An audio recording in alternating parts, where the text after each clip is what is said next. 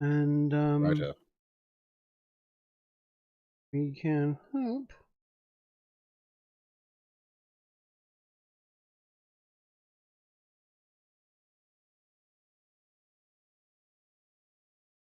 on that.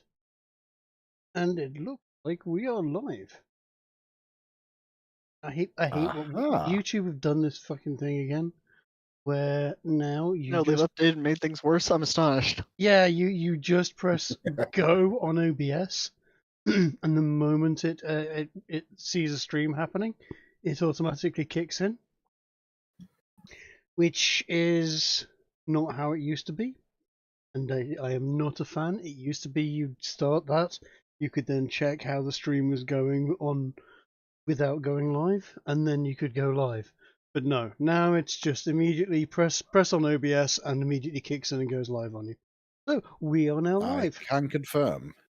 I can confirm we are live. I am tuned into your stream. Awesome.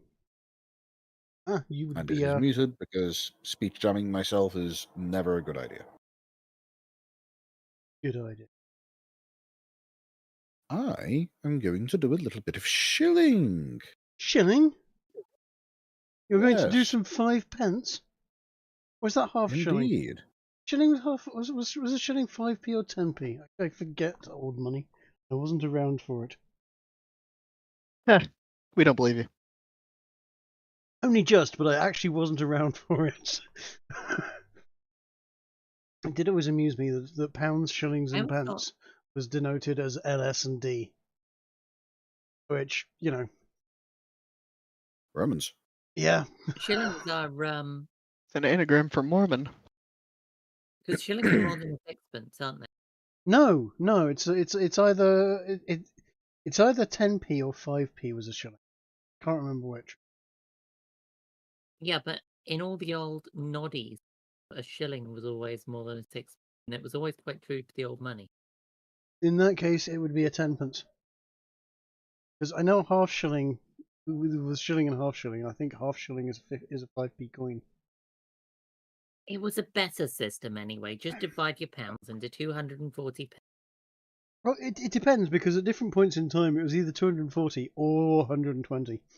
But yes, it was definitely a kind of base 30 coin. Multiple. Which is fun. Meant that everyone was much better at maths because of necessity. I just found something rather funny. It just sounds like like arguments for not using the metric system. And it actually was a good argument for not using metric money, and it did work because you don't want to get ripped off. So you learn how to calculate things in different bases, which then makes various types of mathematics much easier for you. Kind of, but it's somewhat confusing to people when you say 1,000 inches. I just noticed that Roll20 have added a fuck off button on the little Your Game is Missing Features pop-up. Really? Yes. Look, you'll notice that the little red stop sign is in the chat window. It's there's a horizontal bar on the left, but it looks a bit fucked up on the right. That's because it's overlaid the fuck off X.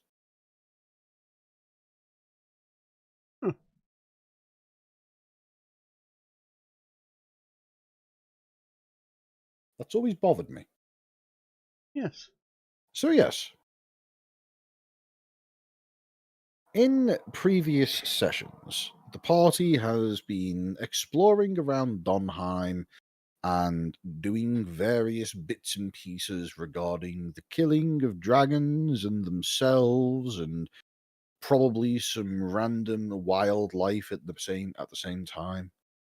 They have made enemies and friends, bought things and then sold them back again, and ultimately managed to achieve a little bit of infamy, a little bit of fame. Yeah, we now own a bit of a gold mine. I mean, how cool is that? Yes. I believe you own, I think it's 6% of all of the profits that come out of the mine. It was something like that. You'd go back I and believe rewatch the video. I believe I told one of you to make notes of that in your character sheets. Did I anybody end up doing that? don't know. I might have done. I don't have my character sheet open at the moment. Hmm.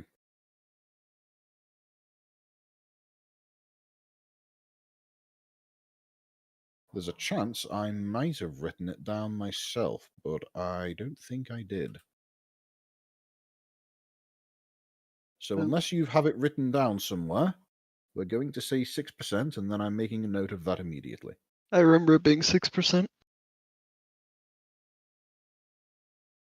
I see. I have this nasty habit of writing things down on Notepad, and then saving it on my desktop, and then going, "My God, I have 15 new text documents on my desktop, and I don't know what any of them are." I just leave multiple tabs of Notepad open. Oh yeah, See, that's the I just notes have from. one. I just have one continuously growing Notepad document called D&D stuff. Well, I mean, for unrelated things, I use separate Notepad documents. Do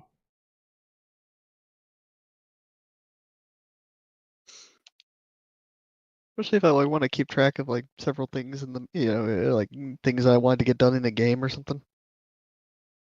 I've got this Notepad document here. I've just opened it up, and this is definitely from Wizards in Space, and it is Duran Hale, commander of the station, Thala Hale, daughter of Duran, mid to late 30s, kind of hot and bookish, got boobs, XD.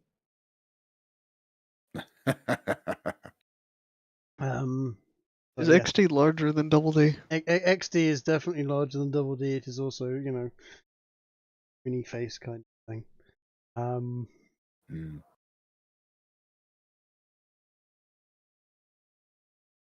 So you measure it by how much of a smile it gives your face. Exactly.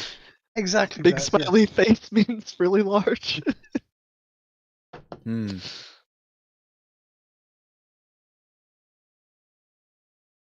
Mild smirk means pretty small.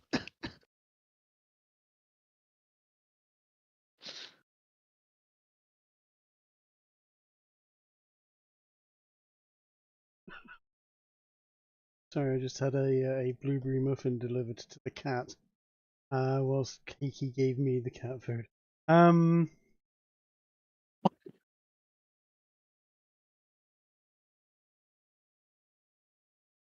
Mixed up deliveries? Yep. Did the cat like the muffin? Cat is on the windowsill, annoying the neighbour's dog at the moment. Perfect cat behaviour. The neighbour's dog loses its shit every time it sees either anybody or anything in that particular window. If I it's literally opposite the bathroom, I can walk out of the shower, towelling myself off, and the dog will see me just go. Cat sits in the window, dog goes fucking skits every time. Anybody, even if you're just walking past the window, the dog fucking freaks out. A bit annoying. Lovely dog though. Is it? It looks a little bit like a broom, or sorry, a mop that's missing the handle. But it's really cuddly. Have you ever met it? It's a Lhasa Apsu, and they always just remind me of one of those big, wide floor moppy things that it hasn't had the handle attached to it yet. Which Why is that dog's breed name named after somebody having an asthma attack? You would have to take that up with the Chinese or the Malay or whoever it is that invented that. Sorry, what breed? Lhasa Apsu.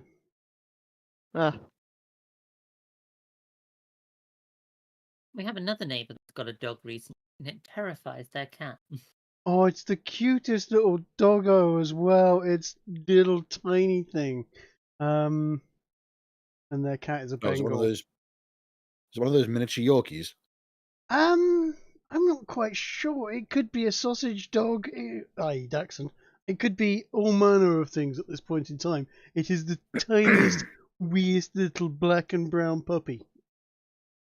And it's very cute, very adorable, and really barely finding its feet. It might be a terrier. I don't know. At that point, it's just small and very cute looking, and bounces a lot. Sort of takes off at vertical and slightly off angle sort of motions, and looks generally happy and enjoying of life. Their cat is a Bengal and fucking hates it, and we had to spend half of yesterday evening trying to find the damn cat.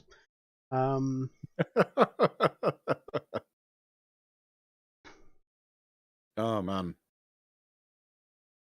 I mean, the relationships between cats and dogs can often be very funny. yes, Bengals are particularly interesting cats as well on that front. And the They're the woman ones who that are has just the cat has a really weird accent. So it's not the cat's name. The cat's name's Darling. Oh god, But yeah. the way she calls to it, she stands in the garden and shouts what is unmistakable from meowie. Yes, she has a slightly strong Midlands accent, which I think is kind of odd because she looks like she's actually quite Italian or Mediterranean in features. Maybe she just uses an excessive amount of fake tan. No, it's that Fan sort of a of particular that fan of a particular dark hair, president? dark coloured eyes, she looks like she's probably Italian or Spanish. You call my president tan, he's orange. In the historical background and makeup. Yeah, we have a fair few from from that part of the world. We tolerate them. So, weird Italian women with adorable dogs aside, Yes.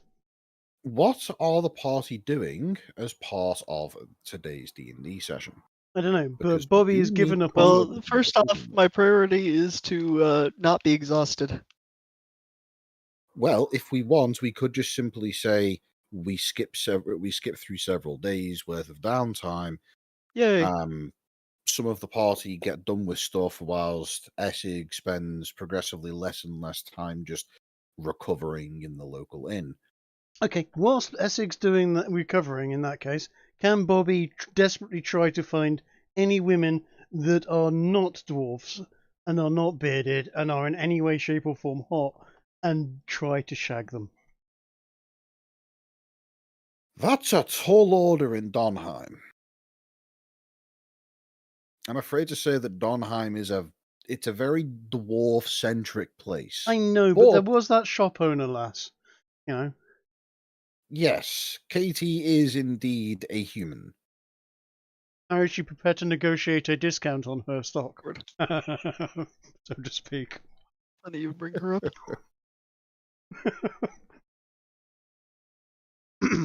I would say give me a roll, Okay. and It's if you that's roll what she sufficiently, I've had plans You- basically since the session I died involving that store. all right. Well, go on then. Explain. Well, if I'm still recovering, I don't want to deal with anything.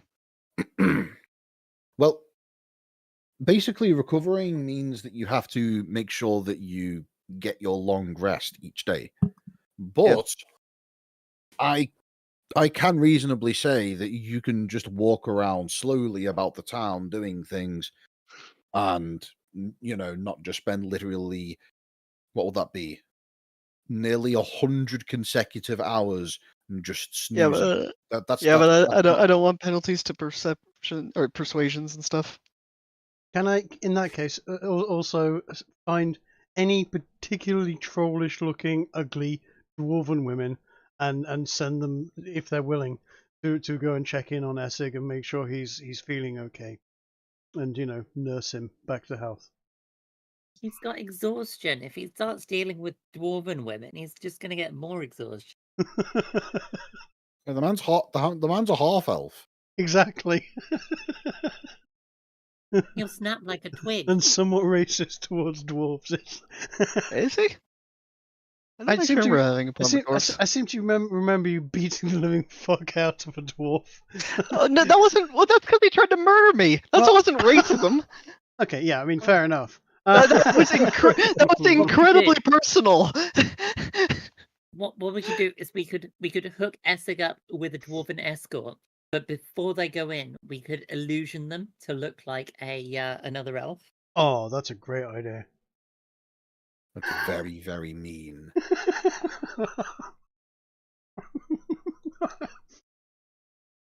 All right, give me a roll, a skill check of some variety to see if you can find either something that Bobby would want to shag or something that Bobby would want to shag Essig. I think this is going to be a perception to try and find them, and then probably either a persuasion or a performance to see if I can get them to do what I want them to do. I'm going to go for a perception roll first, if you're in agreement with that. All right, and which are you trying to find? The ugly chick or the attractive one? I'm going to try. We're going to try and make sure Bobby can get some first. Because if he's too busy doing other things, then maybe Essig gets a pass. 19. That's not bad.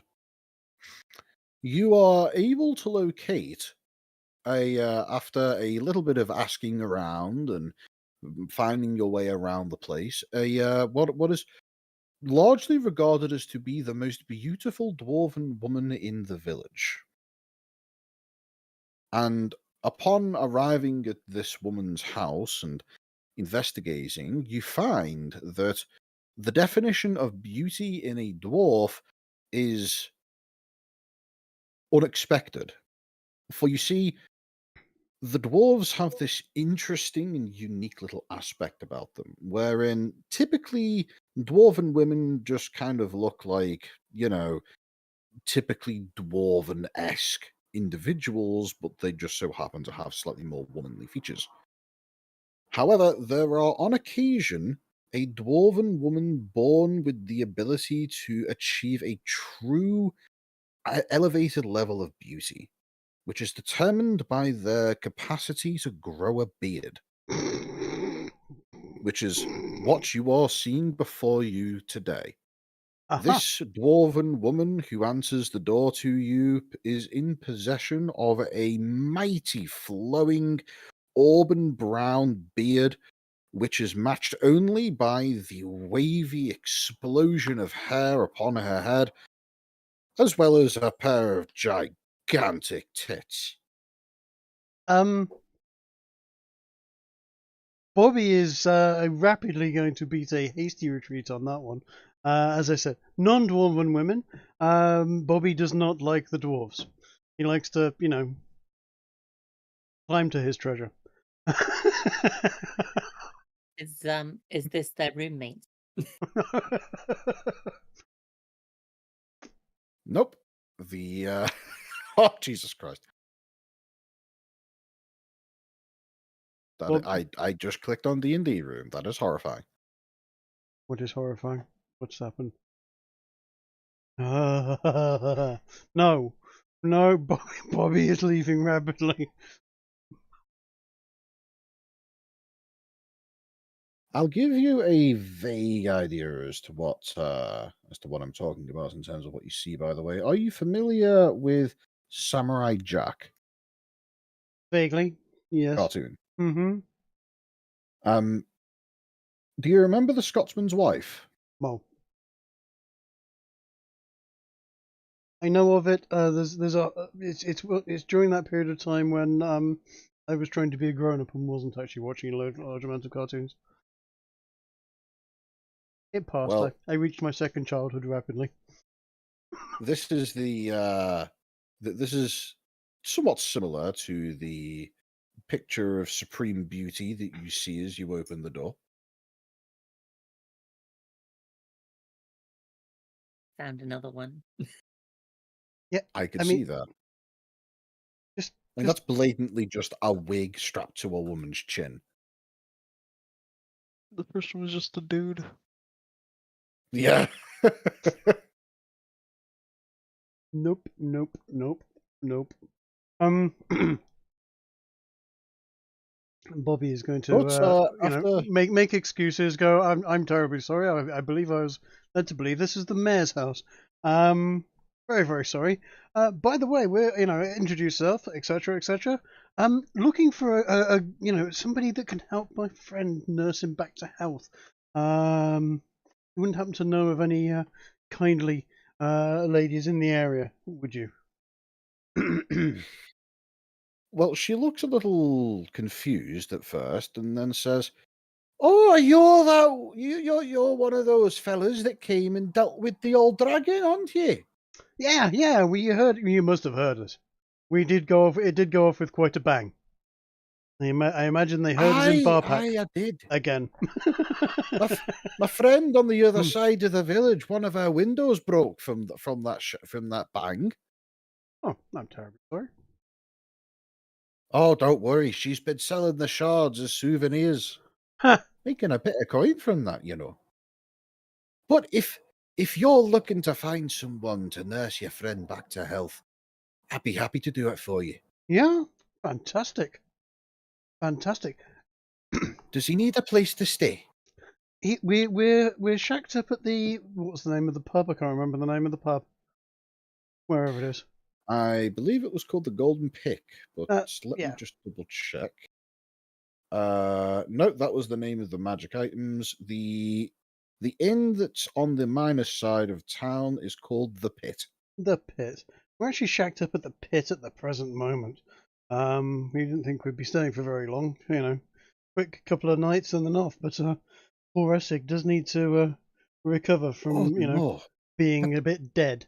You're at that dump. Yeah, No, that won't do. I'll get him over to here so that he can have a nice and proper comfy bed to sleep in. fantastic. And with that, you see her grabbing a coat from a nearby clothes hook, and she immediately steps out the door, closes it, and begins a march. Excellent. Well, I will follow in tow. Hmm. It's not long before she guides you down a few little alleyways and shortcuts that leads as a quite an effective way of skipping a bit of journey time that eventually leads you across one of the several bridges across the river and to the mine side of town. Before you know it, you're at the pit, and the proprietor of the inn takes a look at this individual that you have been following, and roll me an insight check. I'm going to roll an insight check. As I'm going on my way there, though, I am also going to tap my earpiece. That should be the other one be in Piper's ear, and go, Piper, get a glamour ready or something. And anyway, I'm rolling an insight check. That's an 8. Can I have advantage? I'd say yes. Yes, you can. Fantastic. I'll take an 8. Perfect. So as you arrive at the inn, the woman she steps in through the door, and you see the proprietor of the inn, the old man who's bought the Wyvern skull from you, and he looks at the front door and goes to give his typical greeting of somebody popping in, and then stops mid sentence. And with an 8, you can't quite tell if he is appalled or simply flabbergasted at the look of sheer beauty. But whatever it is, he is instantly paused for thought, just long enough for her to be able to make it her way over and say, "Where's the hero of the village, the one that needs nursing back to health? I'm bringing him back to my house." And he immediately just, well, he's speechless for a moment, and then seemingly shakes himself out of it and looks at you, Bobby, and says, "He's staying in his room." And it's not long before she's making her way up the stairs with you in tow and seemingly, well, Essig, you are awoken from what I'm going to presume is a bout of mild restlessness between sleeps by a knock at the door. Uh-huh. Now, actually, just before this happens, were Piper and Bobby going to do something? As I said, I just sort of basically, because I've got the earpiece that allows Paper and I to be in pretty much constant communication should we wish to. I Yeah. just sort of basically as we're walking there go, Piper, get some sort of glamour ready. Yep, I'm going to do a hallucinatory terrain inside Essig's room, and Okay. I'm going to make the entire room look like an enchanted forest, and essentially do the Snow White style lost in eternal slumber box over Essig's bed frame. Okay. So you're What? effectively recreating the scene from Snow White, where where the man comes over and rescues her, and so on and so forth. That's a polite way of phrasing it. Okay. So that happens, and then knock, knock, knock. Essig, you hear you hear the sultry tones of a dwarven maiden at the door. She calls out, "Hello, hero of the village. I'm here to help. Would you mind if I come in?" I'm You're gonna not expecting gesture- child support, are you? I'm gonna gesture to her. You should just go straight in. Are you sure? Yeah, yeah. Okay. And she steps straight in, and I believe she needs to make an investigation check to see if she can spot the illusory terrain. Yep. Let's see. What's your spell save DC, Kiki? Let's look. My spell save DC is 15, apparently. Just That's gone checking. down since. Okay. Just checking. You're not hearing the fan blowing against the mic or anything, right? I can't hear anything from your end, no. Good. Well, with a total 6, she does not realize that the illusory terrain is in fact illusory. As she steps in, she immediately is taken aback, and she says, "Oh, this is beautiful." And then her eye is caught by Essig, and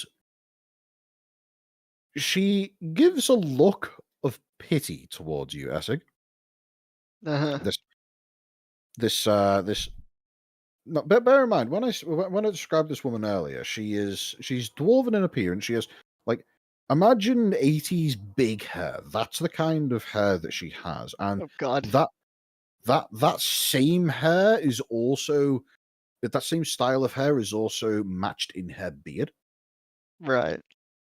So it's just like this auburn, just wall of fur surrounding her face, Okay. behind which you can see that there is some very childbearing, child rearing breasts. Ew. Sorry that you had nothing to do with you. It had to do with my cat sneezing on my leg. For a moment then, I thought you were oohing at the idea of being approached by a woman with gigantic tits. Well, maybe a beard, but But in either case, she walks over to you and she gives you a look of pity and care with a definitely motherly overtone to it. And she looks at you and says, "Oh, I can see that dragon really messed you up. would you like to get out of here and be really given some proper care and love and attention? He Come goes on. back to sleep. Okay, so she's going to make a grapple check. He loves first grapple. Blows his way. He blows the rape whistle out. Please roll a your choice of either a dexterity check, which would be at disadvantage. A dexterity saving. What would it be? Is this if it's grapple, it'd be acrobatics or athletics. Yes, it's acrobatics or athletics, and because you're in a lying down state, I'm going to say that your acrobatics check has disadvantage. I feel like grappling isn't usually all that affected by that. Unless I'm mistaken.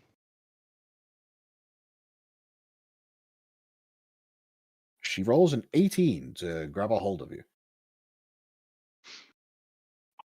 Instead of attempting to resist, he's going to immediately start blasting the what's the word? Musical things. What am I alternates thing? Oh, the slide whistle. Yes, he's going to use the slide whistle to cry for help.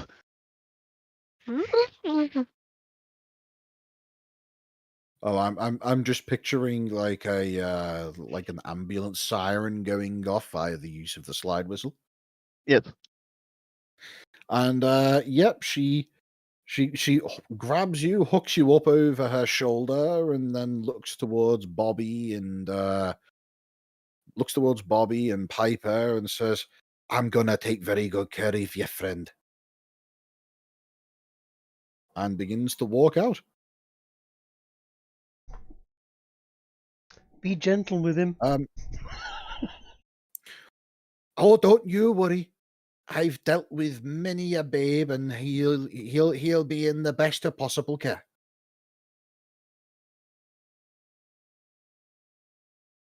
So, Essig, if you don't attempt to give any kind of resistance of any variety, Doesn't seem what you particularly want- hostile, more just terrifying.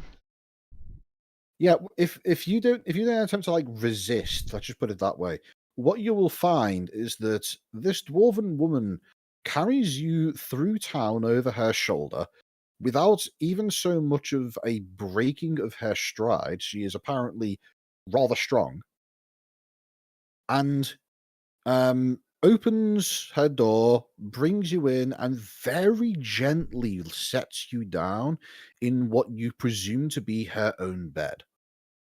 And she then proceeds to basically just pamper you with like asking you if there's anything that you want to eat, if you need a massage anywhere, if He you accepts food, not the other thing. yeah, like well, she basically volunteers to be what is for all intents and purposes your slave within reason.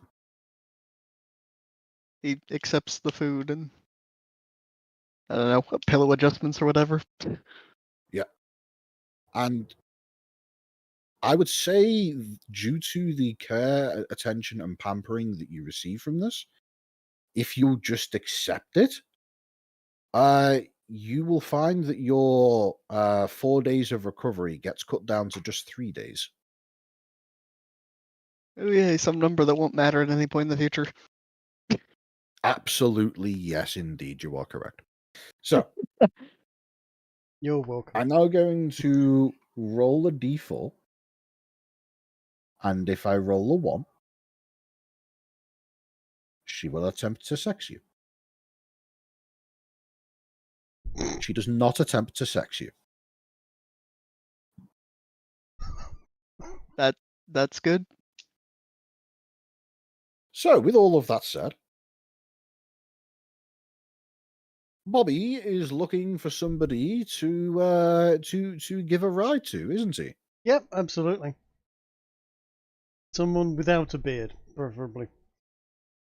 Yes.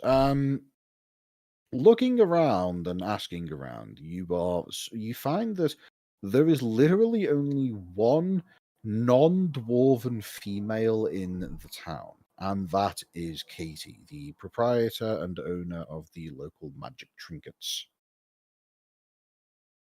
Excellent. Like I say, So, maybe I can get her to. We can negotiate a discount going forward. So I presume that you go in and you basically just try to flirt with the woman. Yep. I'm not going to try and flirt with you, Trig. Good. So Thank what you. I'm going to say is you should roll a. You should give me your choice of roles and describe what your goals are going to be, and I will tell you how successful you are. My goals are going to be,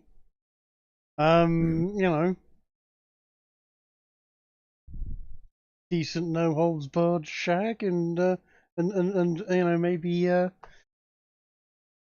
open access to the shop at some point in the near future. The classic. Righto. You've wifed this person now. That Yeah. means that they're a follower, and you can just come back to the town anytime you like and take your counting gold.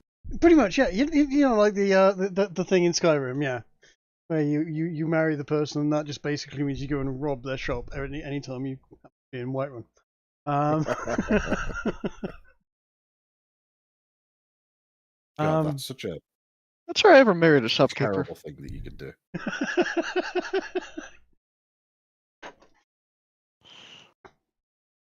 So, yeah.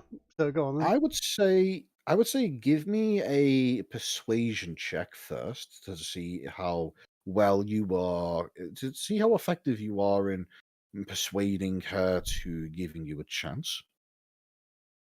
17. You are one of the heroes of the village. Mhm. She does indeed decide to give things a go that evening. Buffy. Now I would Excuse say me. give me give me a performance check for your performance. Advantage? No, you don't get advantage on this one, I'm afraid. Damn it. Not your best performance. Not my best performance. I got a plus 10 on that. I rolled a 5.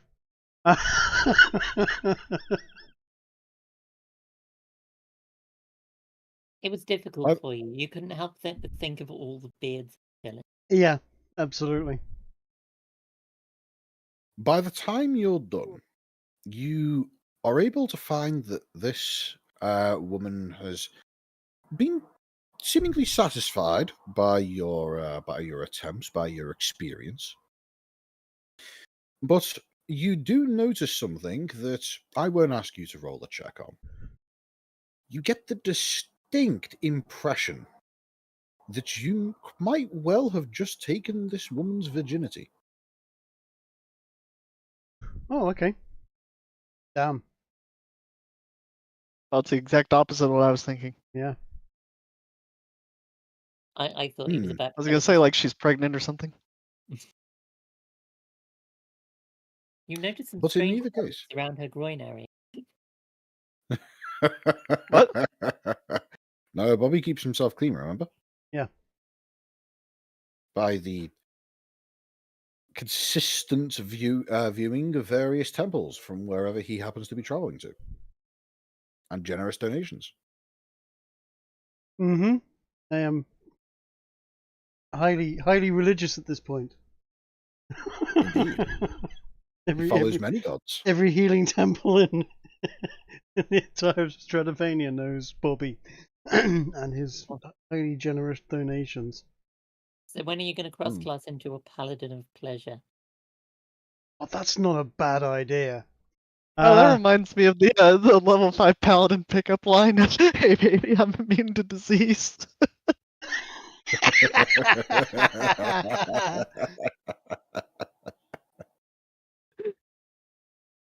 Well, just so that you know, there is a god of pleasure within this setting, and he goes by Anagi. And your particular bard here is about perfect for what Anagi would consider to be a representative of his particular culture. So, if you ever did want to multiclass into Paladin, there is a route there. It's actually not a bad one. Bard god that Paladin's fight- interesting mix, but they both use high charisma. They do, yes. I like the idea of a god that finds you to be less pious because you became a paladin.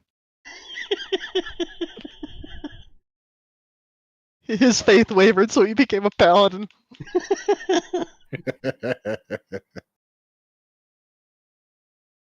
So, with that said, by the time you're done, you get the impression that not only did you take her virginity, but you also gave her one of the best nights of her life, despite the fact that you personally thought that it wasn't your best performance. Yeah. The night after, do you stay there and have her wake up in your presence, or do you do the typical Bobby thing and disappear before she can wake up? Considering there is a distinct lack of appropriate other targets, and we're going to be here for another day or two, I might stay there for the following morning and see if we can do a couple of repeat performances. Literally do the All right, whole. then. Whilst I'm here, I may as well not have to pay for rent at the inn. Righto. Well, if that's what you're doing, then yes, you absolutely are able to get some free accommodation, though obviously that does not extend to your party members. Of course. So Essig has free accommodation. Bobby has managed to acquire some free accommodation. Piper presumably is sleeping surrounded by gigantic fluffy dogs. Now, I would actually quite like to get myself a map of the mines and one of those everlasting torches. You And can get an everlasting torch. well, they had mining equipment. They had enchanted mining lanterns that never went out, didn't they? They did, though the point of those mining lanterns wasn't that they never went out. It was that they explicitly didn't produce a form of flame. Because, explosive gas. But if that's what you want to do, then sure. You 'Cause can I'd- head on over to the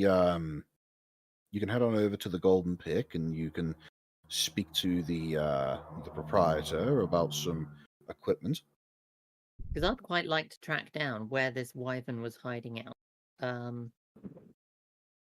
I've got the parlor. If the I can essentially time myself for it, so I can spend as long as is safe in the mines before the fumes start to be too much, and then I can pop into the parlor and catch my breath, so to speak, have a cup of tea. Right. Well, just Um, so that you know, the gas of the mines will begin to seep into the parlor if you spend too much time with the door open. yeah, but I can close the door while I'm in there and open it back in the same place. Yeah, you should be able to make that work.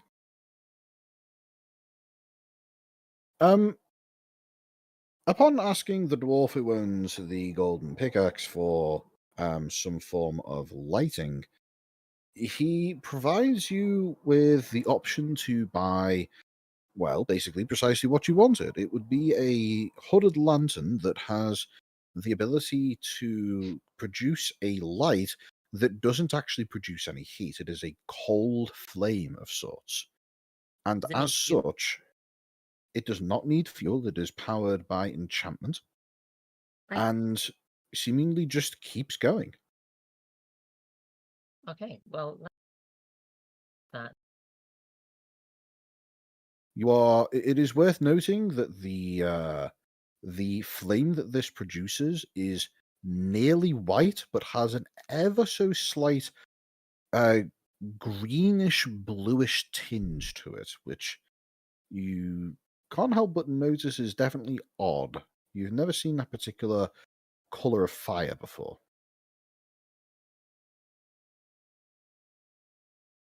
or what? Say that again, Kiki. You cut out. I said my character on wonky. My touchpads all over. You've also just started cutting out when you're trying to speak. I'm not sure if that's related. Is that better? That is better, yes, or at Yeah. least it is for now. It's a matter of talking to the laptop instead of the screen that I can see. Aha. So how much does that lantern set me back? That would be 35 gold pieces. It's a relatively cheap little item. Can I knock them down to 30? Roll me a persuasion check.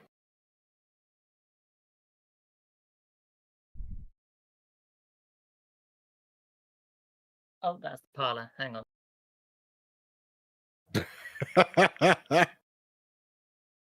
Apology. The parlor is where I keep my gold. Persuasion. Here we go. You know, that's pretty good. He squints at you and gives you the discount of 5 gold pieces, bringing it down to 30. And he then tells you that that's only because you happen to allow the mines to reopen by killing off the dragon. Of course. Well, I mean, this is for a good cause as well. I've got to go into those mines and make sure that there's no eggs or young or anything that's going to start terrorizing people all over it. Oh, that's a good call, you know. Don't happen to have a map as well, do you? I don't, but you shouldn't really need it. It's quite straightforward. All you've really got to do is just kind of follow where the rails go. Right. No real chances of me getting lost in there. Well, so long as you don't fall in the river, yeah. I'll keep an eye out for the river then. You sure there's no map I can at least look at beforehand? I will just say this, Kiki. The mine is pretty simple. Oh, okay. Then He does have maps, but they're more like comprehensive maps of all of the various mines that exist within the area, all of the various entry points and like, you know, routes and such. The one where the Wyvern set up shop, that is a relatively simple cave, and you don't need to worry about navigating that specific one. right, fantastic. In that case, do we still have that wand of poison resist, or did we sell it back? You we sold sold it it back back. to Katie. I might go reacquire that. It was because it's the mines itself that are poisoned, not the wand, not the wyvern, right? That's right, yes. The It was Wyvern 100. had the ability to use its poison stinger, but the mines itself actually had an issue of consistently putting out poisonous gas. Right, and it was 100 gold, yeah? 150. 150. Can I, given that the danger has lapsed, and I'm just going in there as a investigatory precaution at this point, can I haggle that down to a 100 for the loan? And can I give you an advantage on that? Well, I was about to say, as a matter of fact, when you go to speak to Katie in the magic item shop, you notice that not only is Bobby hanging around, but that she seems to be practically glowing in terms of her mood. And she actually says she'll give you the same deal again, 150, and you'll get and consider it a deposit. You can have it back so long as you bring the one back. Right, okay, let's do that. I will, I'll hand over the 150, take the The wand of it's the wand of poison resistance, isn't it? Indeed, it's a very simple wand. It just has 3 charges of casting poison resistance, which literally just makes it so that you gain resistance to poison damage and advantage on any check towards being poisoned. And in regards to specifically this mine, you will no longer have to make checks whilst Great. you're traversing the mine. And it lasts how long? I believe it lasts 8 hours, but let me just look up the spell.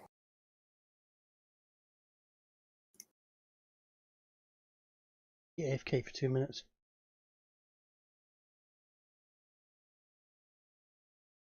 Let's see.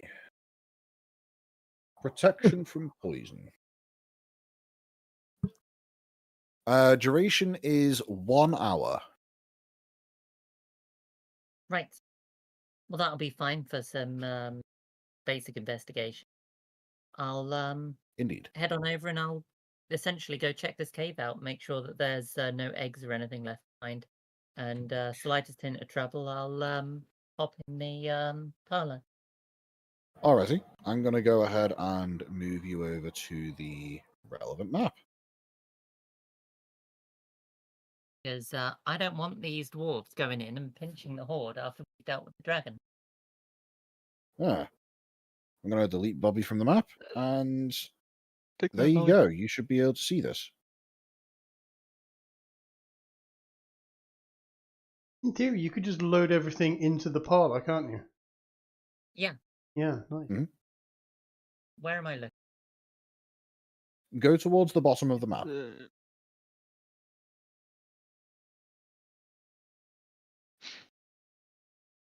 Oh, there we go. So, we'll just go ahead and speed through this. Yep. As you explore around, you're able to find that the cave in which you're in has a fairly tall roof. It appears as though this is definitely some kind of naturally formed formation, and along here you see that there is a natural stone bridge, which looks like it's been reinforced with some iron bandings knocked into the side of it. That seems to allow that seems to bridge over this river of sorts, which is flowing in this direction. Stepping into the cave, you are immediately accosted by the smell of a kind of acrid metallicness that you can tell is fairly unpleasant, but you can see that it would definitely have an effect on you had you not used one of the charges of the wand to give yourself resistance. Right. Worth getting then. Yeah, I'll take a look around and see whether or not I can find where this wyvern was holding up. There should essentially be an area that's fairly visibly noted as a wyvern was sleeping here. They tend to be quite nesty, don't they? Well, as you make your way into the cave to about here, you're able to notice that there's a decent amount of material around here, which seems to be mining equipment. You can see that there are barrels of various rocks and such that all appear to be, for all intents and purposes, just kind of hanging around with these kind of like a whitish quartz looking material inside of it. Curiously enough, though, as you are looking around here, you notice that there is a somewhat almond-like smell. And upon investigating and following your nose, it does bring you over to these barrels of whitish quartz-looking stuff.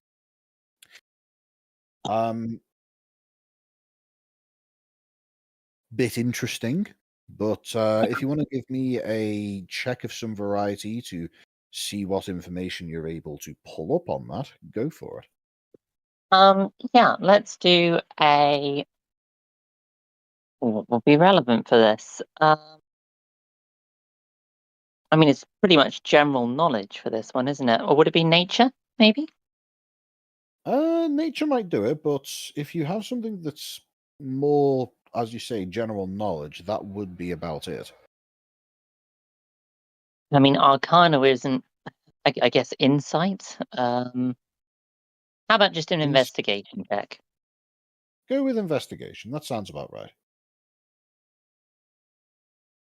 I'd say 12. Your investigation check is able to inform you that these barrels of this white quartz-like material that seems to be giving off this smell. As you dig down into one of these barrels, you notice that about an inch or two underneath the surface of this material, it appears as though the underside of it is it's wetted with something. It almost looks like water, but not quite. And upon taking your hands out after having submerged them in this liquid, it appears as though it's had some kind of chemical reaction with your skin, having turned the skin of your hand a very slightly brown tinge. Interesting. Can I cast Identify on this liquid? Does Identify allow you to identify non-magic items? I would hope so. Let's have a look. Let's see.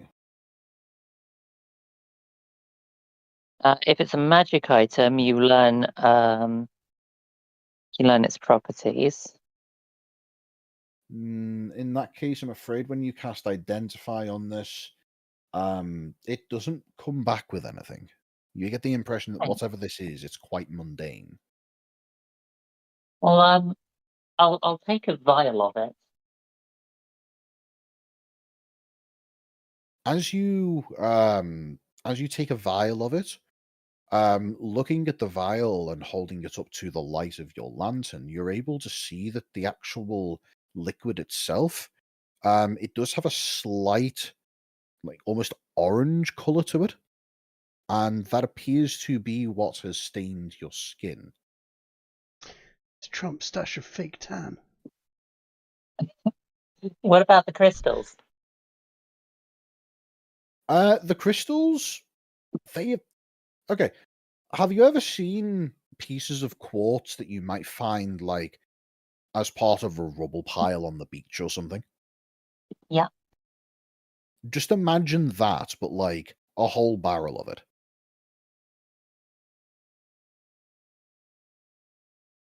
It seems to be a white, hard, quartz-like rock. Otherwise unremarkable. You could try to run an investigation check separately to see if you can spot anything else that's noteworthy about it. Yeah, let's take a look at the rocks themselves. See what they're actually mining here. Does this look like mined materials, or does this look more like the slag? You're not familiar with mining, especially not dwarven mining, to be able to get that. Not without a history check first. Okay, well, there's a 20 on the investigation. Let's do 20? A 20 on the investigation is able to tell you that these rocks, they appear to have in some way it appears as though when you take them and you crack one of them open by just slamming two of them together, that there appears to be some kind of outer material with these rocks that is different to what is immediately on the inside, which tells you that chances are whatever this material is that they're sitting inside of, this liquid, it seems to be chemically reacting with the rocks themselves. right. What is on the inside of the rocks? Is it a different color? Is it like an ore? Is it In fact, It let's looked do similar a to... history check. See whether I can work out what's going on here. Righto, go for it.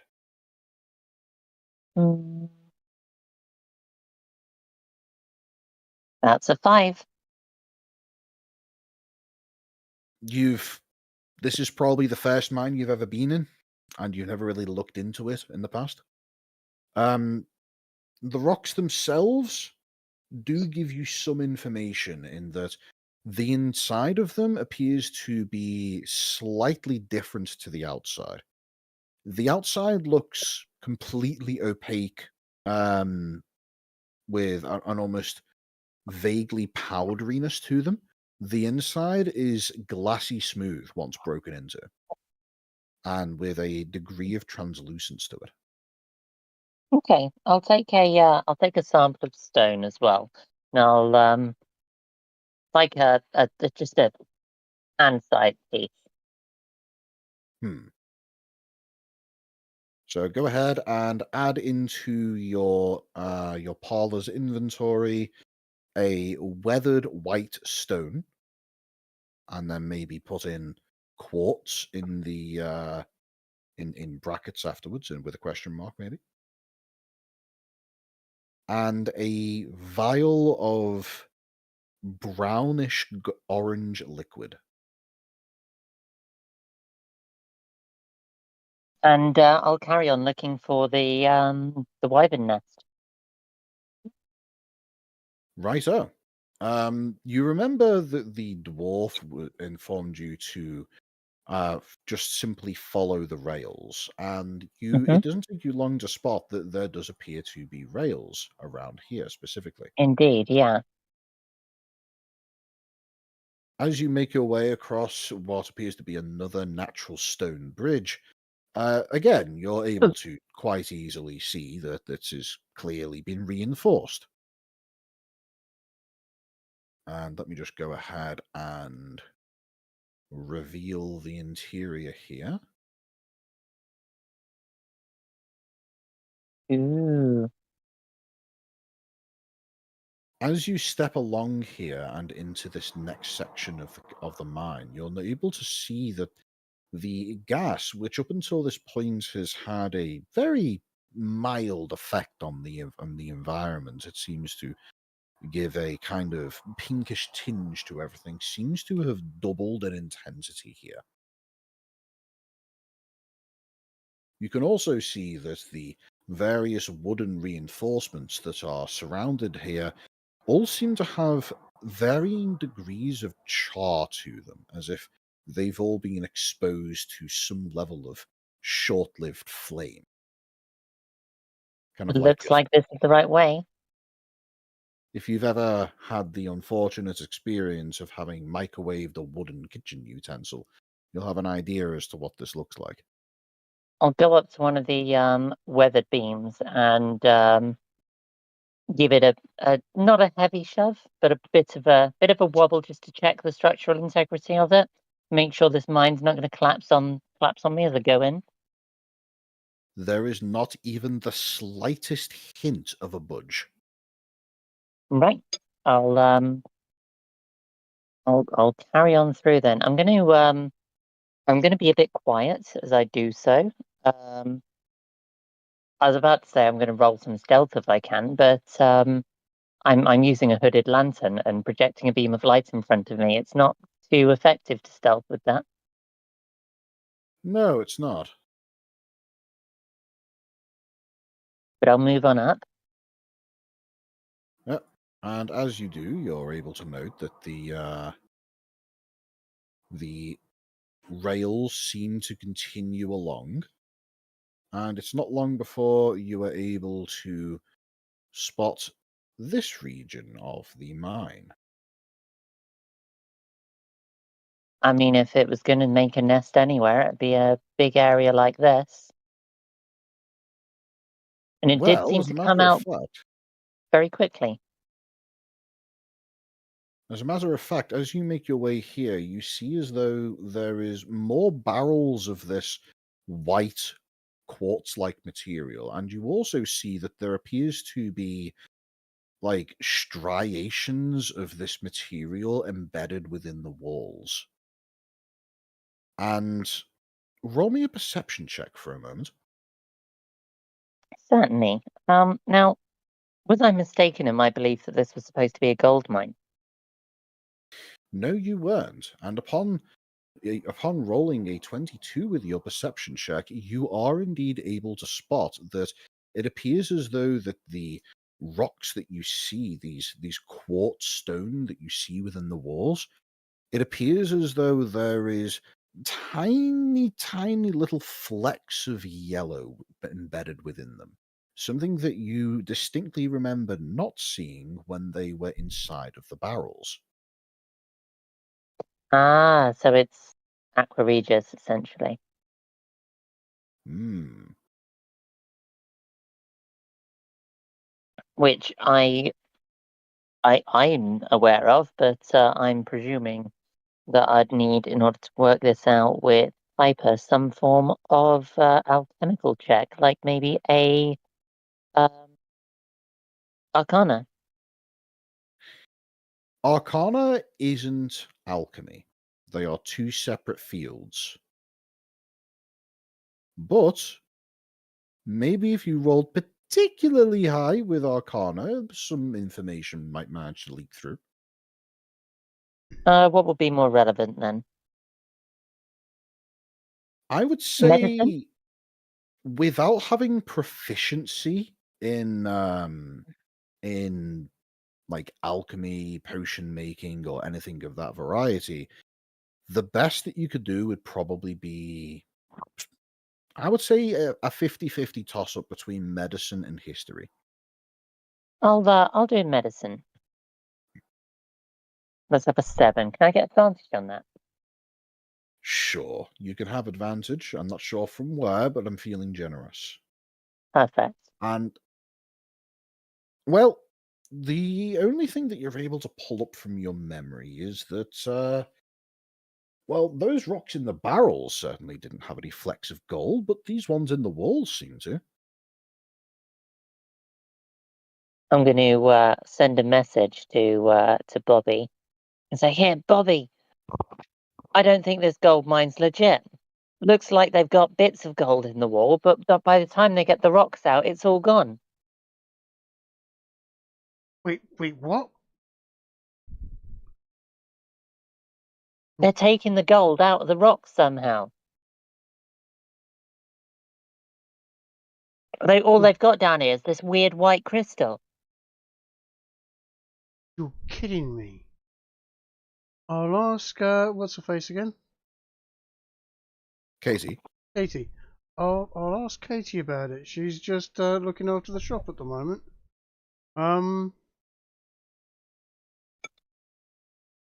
yep. Upon inquiring with Katie, she looks at you with a shrug and just says, "I don't know. Whenever I, when the only thing I deal with the mines is occasionally I get the odd bits of magical McGubbins that's been made with gold. I don't know how they pull it out the floor." We need to find out about this. If we've done a job and ended up with a share of nothing in particular, we're going to get done over. Looks like a quartz mine in here, Bobby. Quartz. What? That's worth nothing. Wouldn't that be a quarry? I'll bring some out with me. Quartzy. Yeah. Yeah, and the only thing we could do with that is make it a line of digital watches, and they haven't even been invented yet.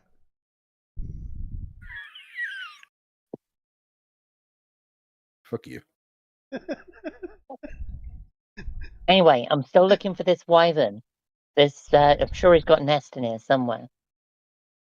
Let us know how you Well, get on.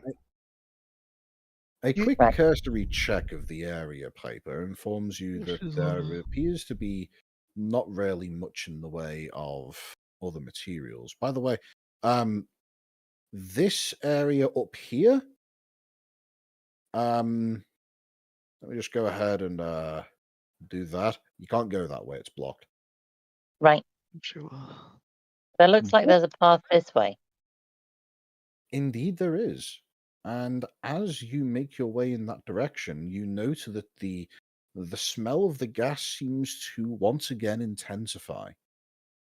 Is the one still keeping up, or It is. At this point, thanks to the magics of the wand, you get the distinct impression that were you not under its effect, you'd currently be feeling absolutely terrible. But right now, it's currently manifesting as like a bit of a sting in your eye, and that's about it. right? Let's press on a little. Bobby knows where I am, and It's not long before the following is revealed to you.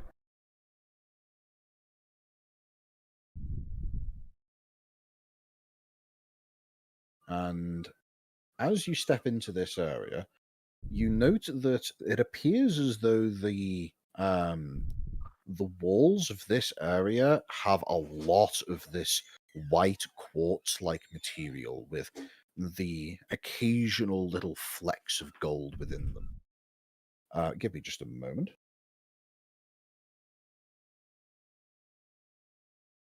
And as you look around, you can see that there are a couple more barrels that have this stuff located specifically towards the bottom area here. But as you round the corner, you can see that there is an area here which is very distinctly, shall we say, dragon-shaped. You get the distinct impression that the Wyvern has used its claws to claw out a whole bunch of this material and has formulated it into what almost looks like a basin of sorts, with this gold flecked quartz material creating a bed that you can only assume that it must have nested in. right. I'm gonna say to Bobby, I've found the nest. It looks like it's actually got some gold in it. It's still in the rocks though. I'm gonna look around for magic items. If I don't get back to you in about 10 minutes, come look for me. Will do. Will do. No worries. You keep. I'm gonna have a dig and see whether I can see anything that looks like it might be dragon horde-esque, you know. Yeah. Right. Gold coins that might have been. I'm going to say roll me an investigation check again, this time with advantage, since, you're pretty sure that you've found what you're looking for here. Okay. Investigation starts with an I, is not insight, and there it is. Bit of that dyslexia And kicking in. I'm gonna do a lucky. And another lucky. I want a good one.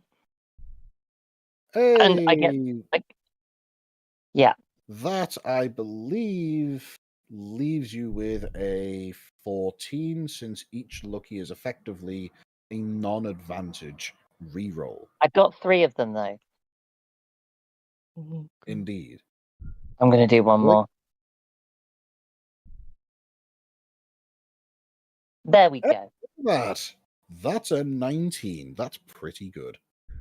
That's all my luckies. And it's definitely worth you going through with all of that, because as you proceed to search through this pile of loot, first of all, 90% of what you're able to find appears to just be these chunked up bits of quartz-like material, very similar, in fact, to what you see Trig having just posted in the D&D room. I was about to say, is this the type of stuff we're looking at? Indeed, it is. I'm gonna take a piece. I've marked it as chunky gold flake quartz. And there is, just for reference, imagine a roughly 10 foot by 10 foot, no, not 10 foot. It'd be more like 20 feet by 20 foot like donut-shaped mound of the stuff with a dip in the middle that is basically just there for the wyvern to sit in. And in the middle of all of this, you're able to see, occasionally buried behind little bits of rubble, items of interest.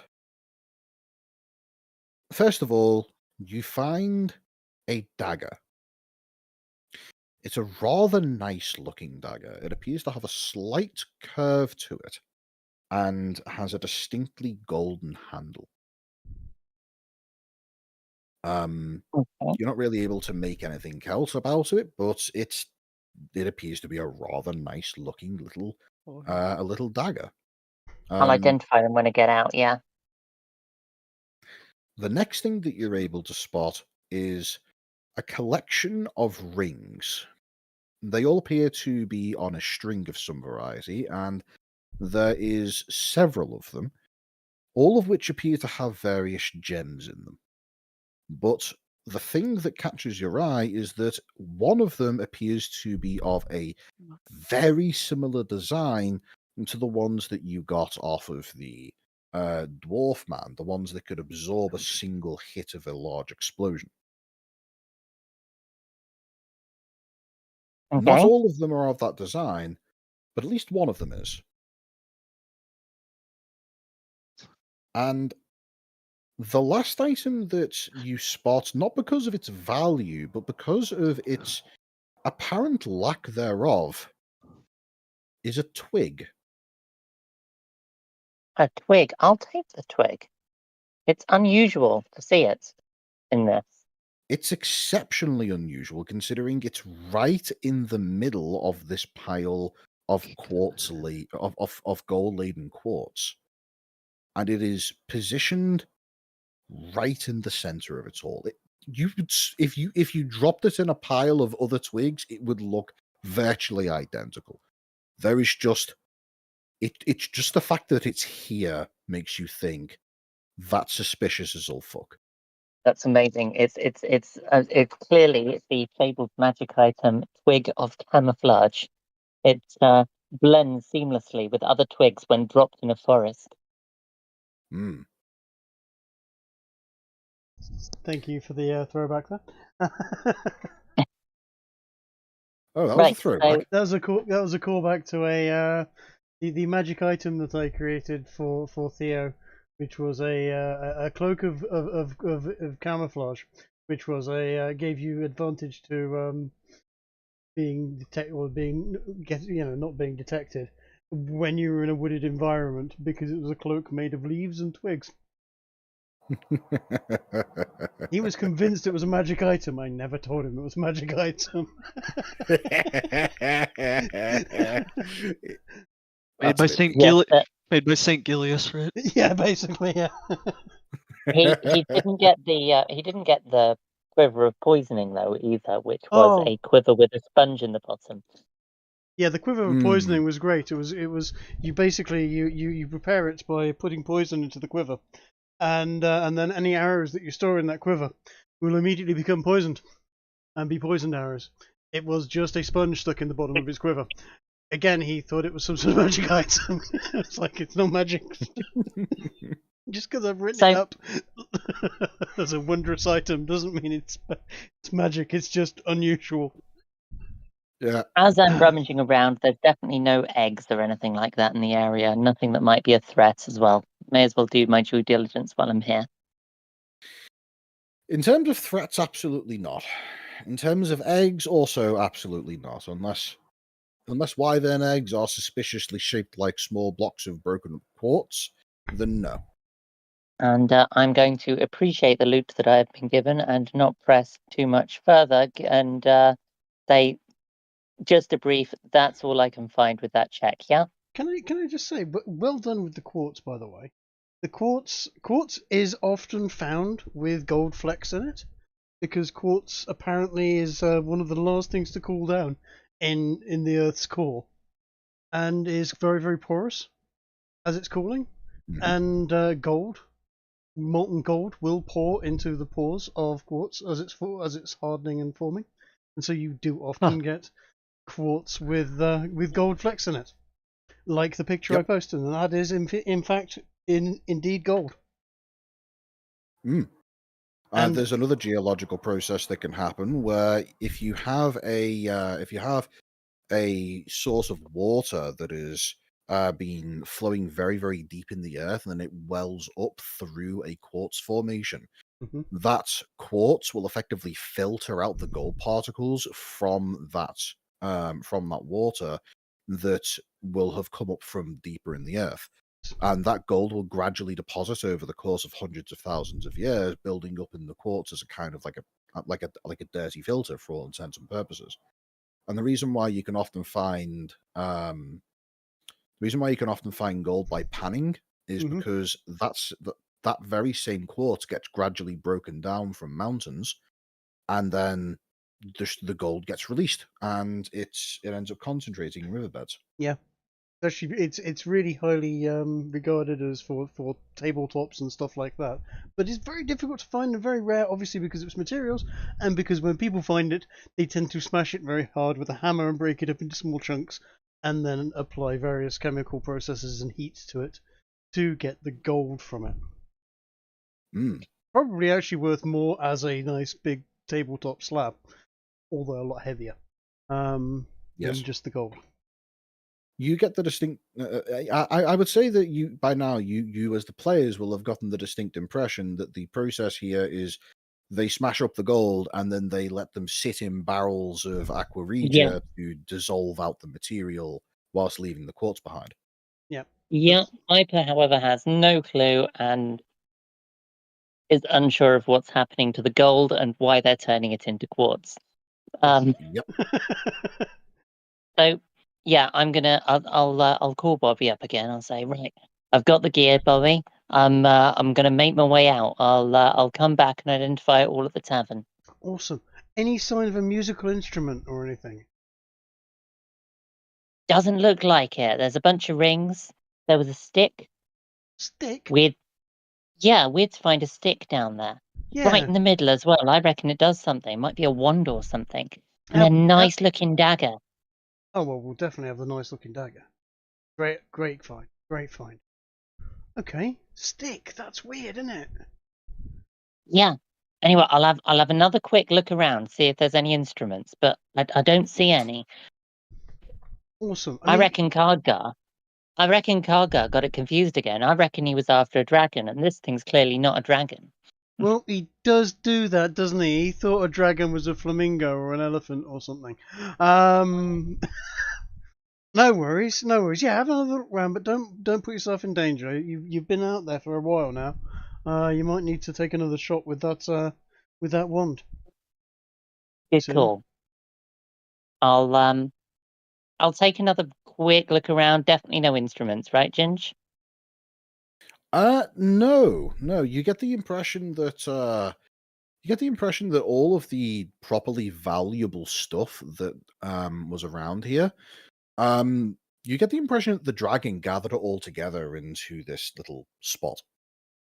Or at least the wyvern. Yeah, that's what I was thinking. Well, I'll take my goodies and I'll head on back to the tavern. Cool. Right. Oh, Stop by the shop on the way back, and I'll join you at the tavern. Yeah, good call. I'll stop by the shop. I'll hand in the wand, Yeah. get my 150 gold back because I am poor as sin. Yeah. Hmm. Fair enough. Well, we'll join you back at the tavern. I might even drag what's her face down there. She's got a comfy bed. It's a nice enough place to crash for the time being. But if we're done for this term, we'll probably head off as soon as our elven buddies finished being shown the wonders of dwarven beauty and recovered from himself. And also, we've got to dig up Cardgar. Where did he go, by the way? Any sign of him? I don't know. Whole place is full of dwarves, though. He's probably finding some. It's very difficult to spot him when he looks like all of the other things around here, doesn't it? Yeah, no worries. I mean, he doesn't look much like them. He wears a lot more spikes and bits of weird animal. Yeah, that's true. That is true. All right, I'll But see you he'd probably shortly. find himself a bit of beard to tug. Beer to hang on to. Fair play to him. Fair play. I hope so. All right, I'll see you in a bit, babes. Right, I'll get back, and yeah, I'm leaving the cave. Righto. It's easy enough to navigate your way out. I will point out, by the way, that this is not the first time that I've used this particular map, nor have I. This is not the first time that I've used this particular encounter in previous campaigns.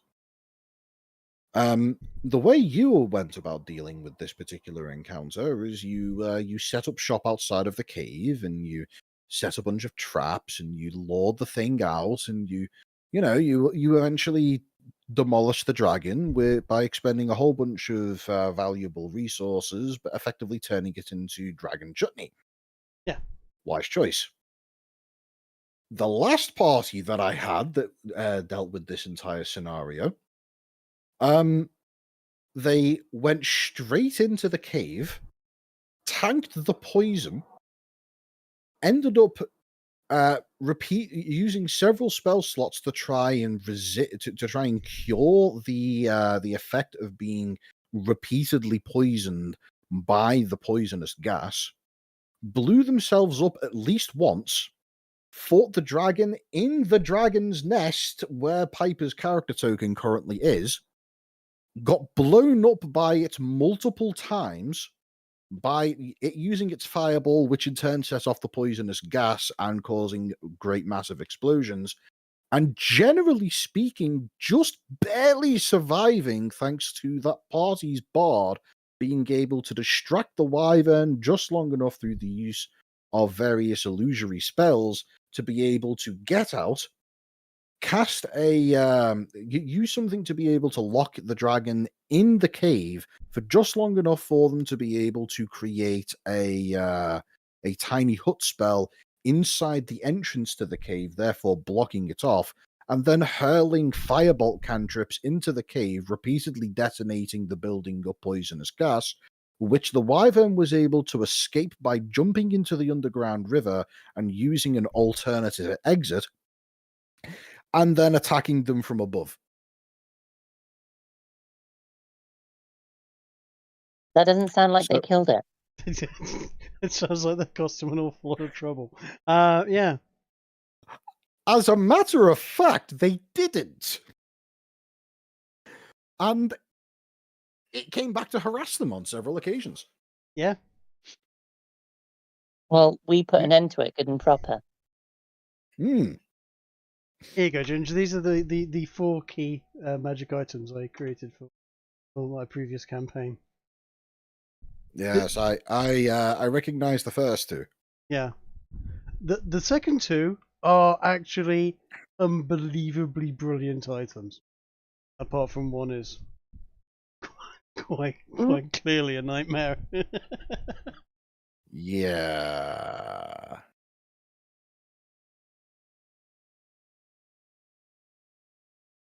Right. So I'm going to bring back this vial of liquid and the white stone. I'm going to show them to Bobby. I say, this is what they seem to be mining. Look, they get these. I'm going to show them this chunky gold flake quartz. They get these rocks. Hang on a moment. Piper, on your way back Yeah? down the mountain, you notice that the almost fake tan staining that's been applied to your hands from when you rummaged around in one of those barrels is it seemingly dried off and flakes off as you move your hand around. Oh, flakes off as gold, I presume? No, just kind of like brownish stuff, but it flakes off. Okay. Yeah, it would be concreted gold. It would have very little luster. It would look tan and brown in colour if it is what I think it is. It is indeed what you think it is. Yeah. Well, I'm going to bring it back. I'm going to show Bobby the process. You know, the whole. Looks like they get these rocks with the shiny bits in them.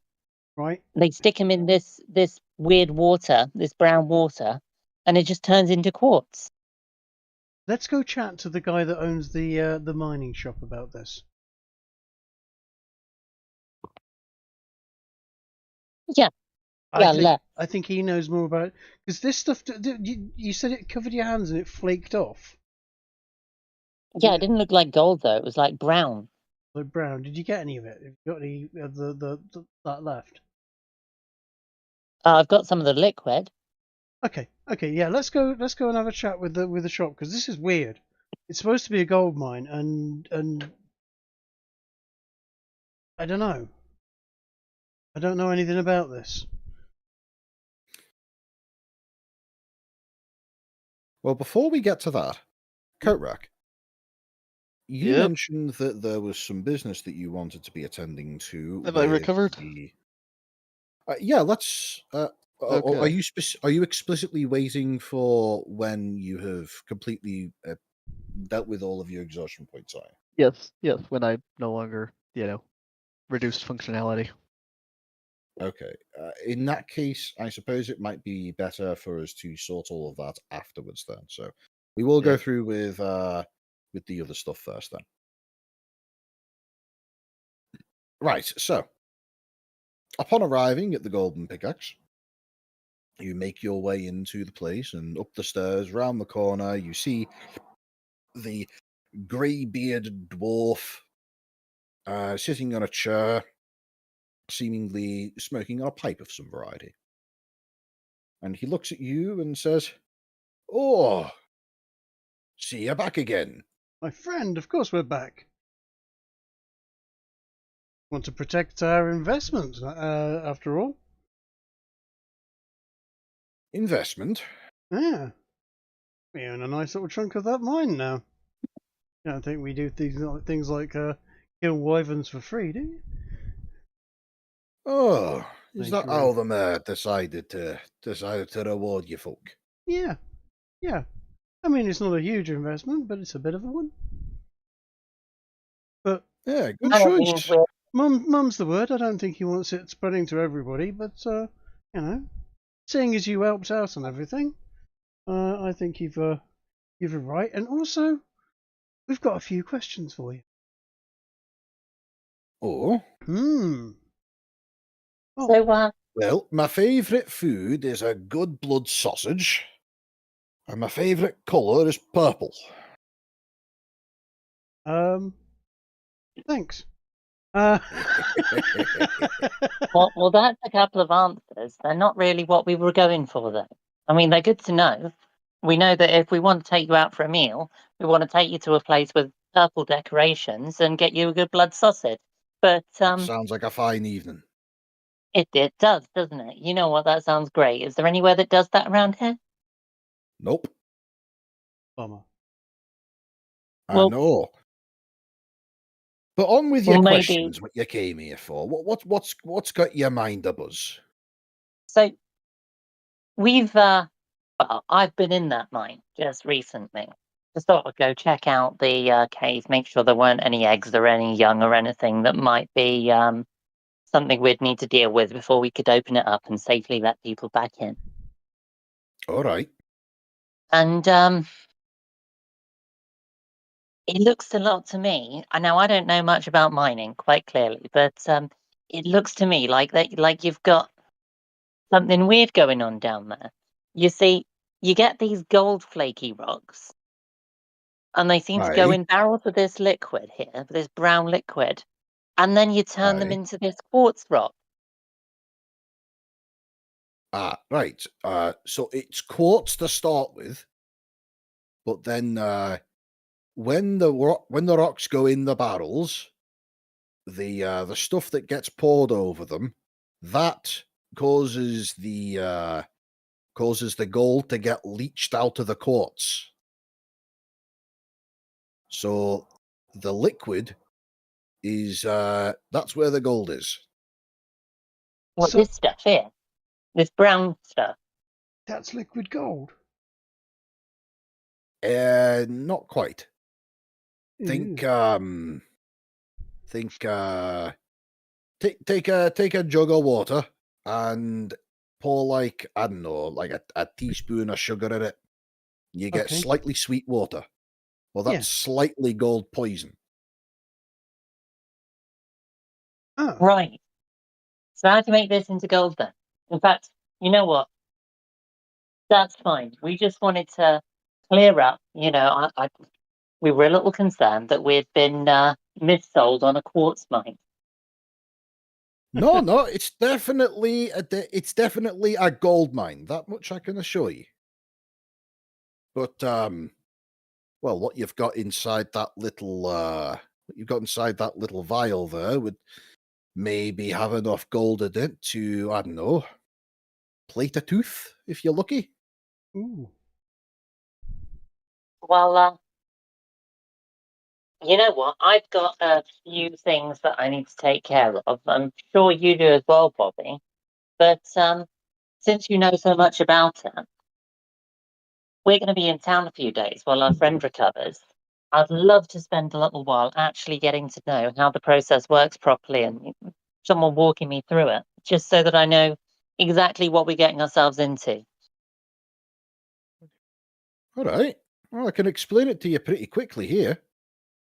Oh, okay. Once the gold's in the solution, it takes a while for it to really work its way into the rock and get all the gold out.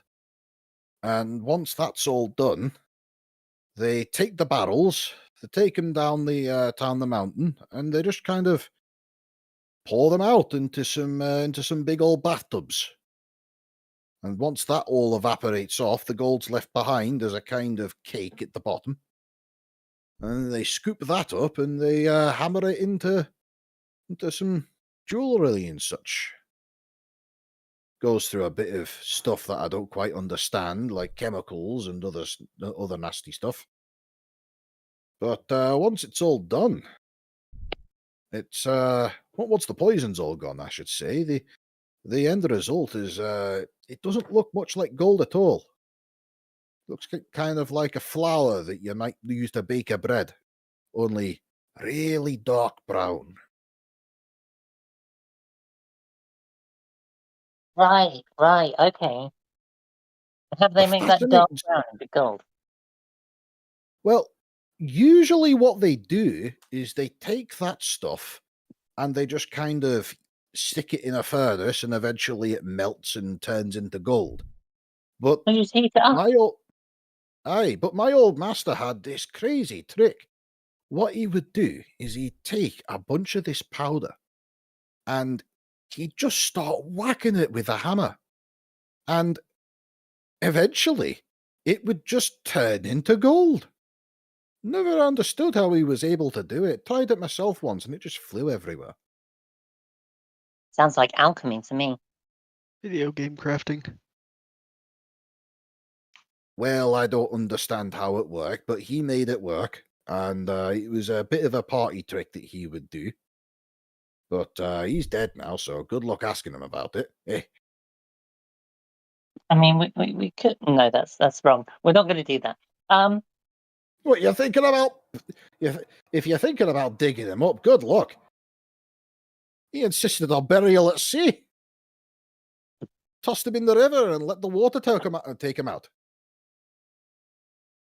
What happens when they throw them in the river? Don't they just wash up in another town and then they go, "What's gone on here? We've got a corpse."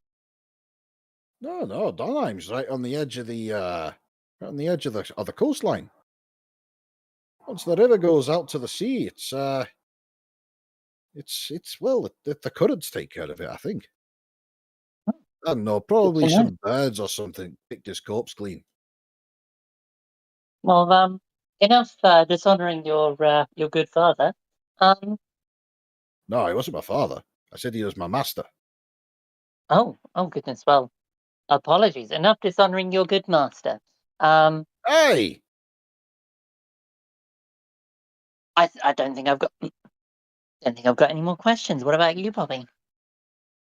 No, I'm happy just as long as it is a gold mine, and we know what's going off and how this works. Sounds pretty clever.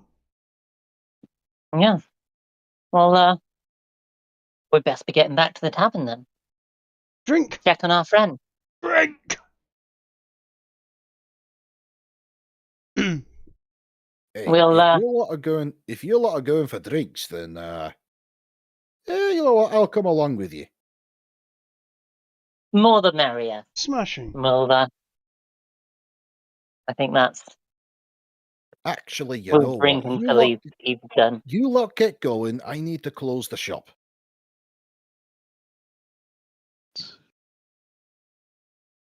Right, Excellent. yeah. He, We'll, he shoos you along. yeah, we'll make our way to the tavern. I would like to spend some time identifying these items before I go join in for drinks. Huh?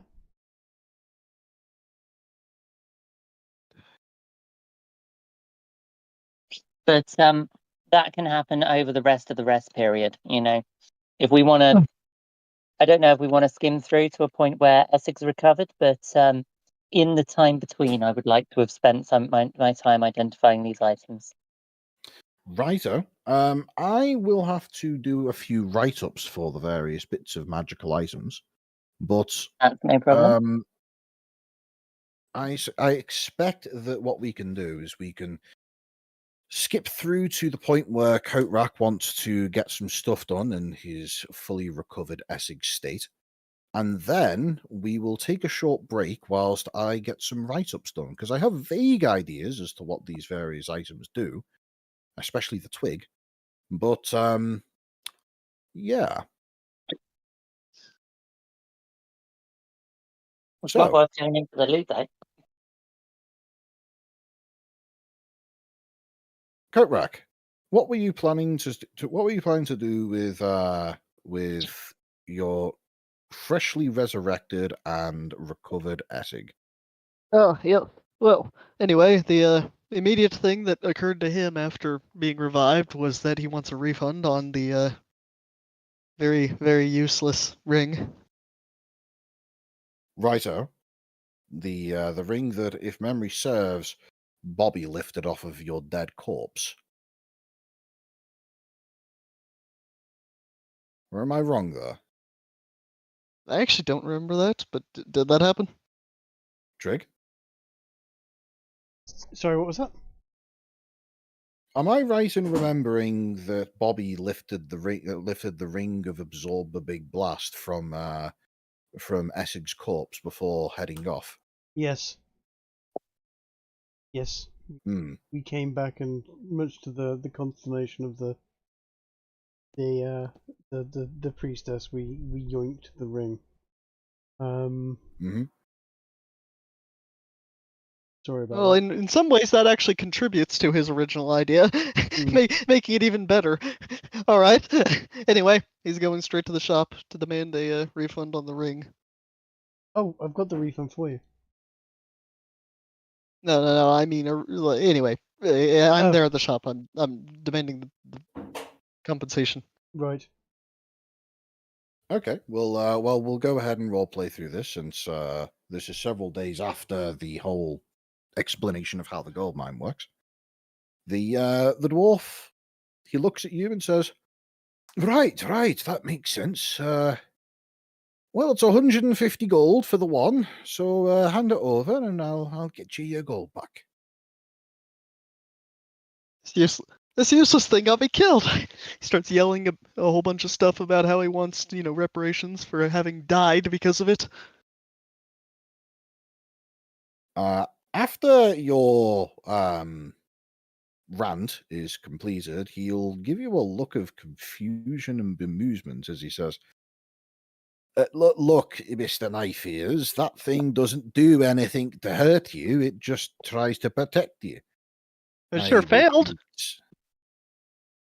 Well, are you sure you didn't forget to make it do its thing? Hold on, when did you tell me I need to activate this stupid thing? You need to activate anything that uses magics, especially dwarven stuff. You can't just let these things go off on as if they have a mind of their own, you know. Oh, you're right. You do Sure. need to remember to activate your magic. I cast 4th level Shatter on him. He kind of recoils and winces for a moment, and then just to be clear, do you actually cast 4th level Yes. shadow? Righto. Yeah, he recoils and winces, putting his hands up when he spots you doing the magic, and goes, "Oh shit! Hey, fuck you," he says, looking at the now yellow jeweled ring on his left hand. Ah, yes. Okay. Well, I'm glad you happen to know how to deal with these things. I spit and walk out. What the? Oi! You owe me a replacement for this. I break the door handle Yeah. on the way out and flip him off. He makes his way out of the shop, and he makes a he calls you a knife-eared cunt as you're walking away, and then seemingly just leaves the shop and walks down the road. Well, it's a good thing that I've already have.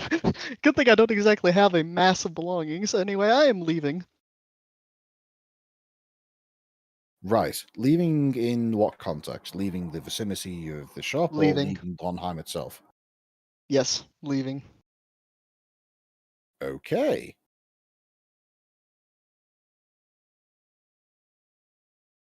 Well, do you try to find your friends first? Well, that's where I'm heading. Ah, yes, okay. Makes sense. So, Cardgar is still missing. And given the fact that Cardgar is still we were kinda- missing, and, you know, I thought we were kind of just dismissing that as him doing his shit because he's AFK. well, yeah, that's basically what's going on. If you guys are making the executive decision to bugger off from Donheim, though, is that what you're going to do? Well, I'm gonna start Nope. by informing the group that we have a new enemy. Because, I figure they should probably be aware of this. Okay. Okay. Yes.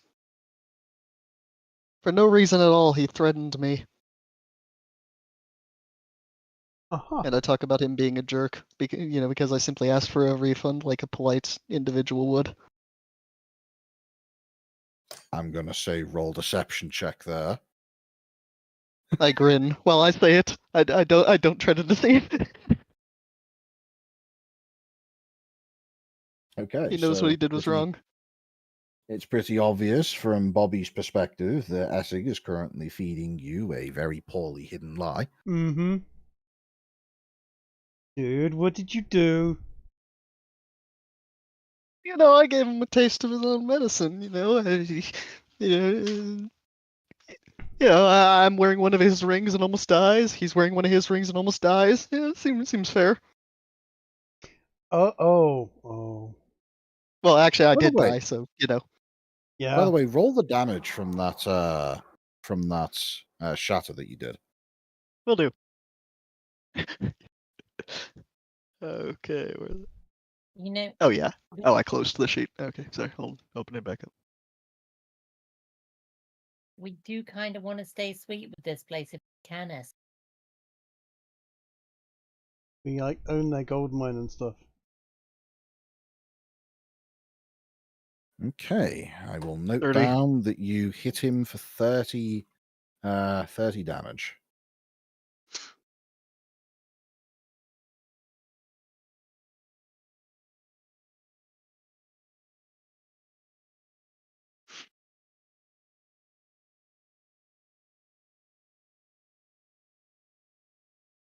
Yeah, please continue.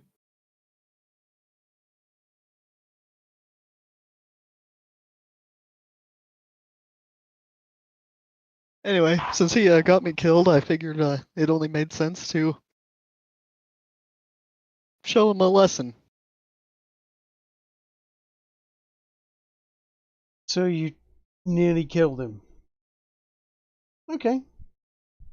Okay, well, we have to leave anyway at some point soon, I guess. A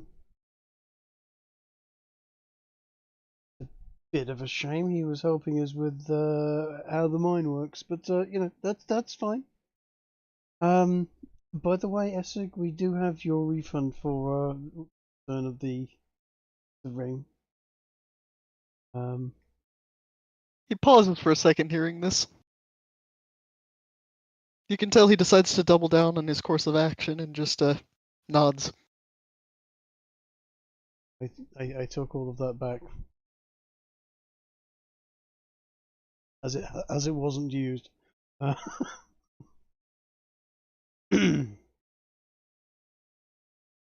Oh, maybe. Well, Nothing inspires instructions and disclaimers being added to products in this world. Perhaps from the some sounds of things, instruction should go along with these things. from the sound of things, we probably shouldn't stick around here. No. Well, on the plus side, I've probably got a half decent Discord over at what's the face's store, Katie. I think that's her name. Is it gonna be a running thing now that he makes one mortal enemy with a dwarf in each city? Why not? Jesus Christ.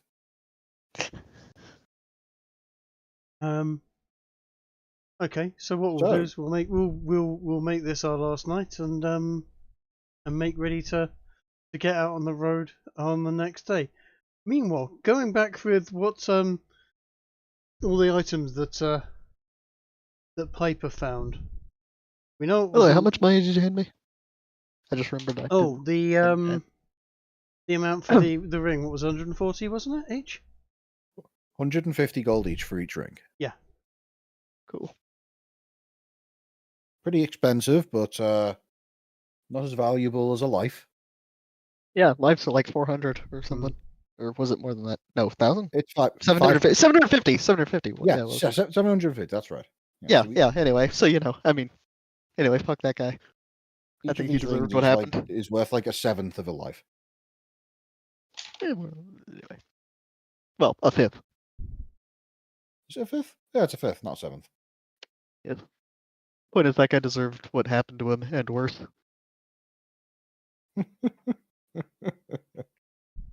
Yeah, totally, absolutely. Right, I'm gonna call a break because one, I need to go piss. I need a cup of coffee. I need to do some write-ups. Mm-hmm. So this one will be a bit of time. I will let you know when I'm done with the write-ups. Fair enough. Yeah, I don't. I mean, I might have hours. I might not have hours until I have reason to leave. So Fair yeah, enough. that just heads up. Fair enough. I'm kind of on call at this point. It's any time I could be asked to go. Ah, Dr. Coatrack, I presume. Sure. Intern Dr. Coatrack. Sorry, been watching Scrubs. If you're on call, that's it, Makes sense. Let's just say again, Scrubs is a great show. I'd forgotten how really light-hearted and charming it is at times. And then really fucking bittersweet and miserable at times as well. Good show.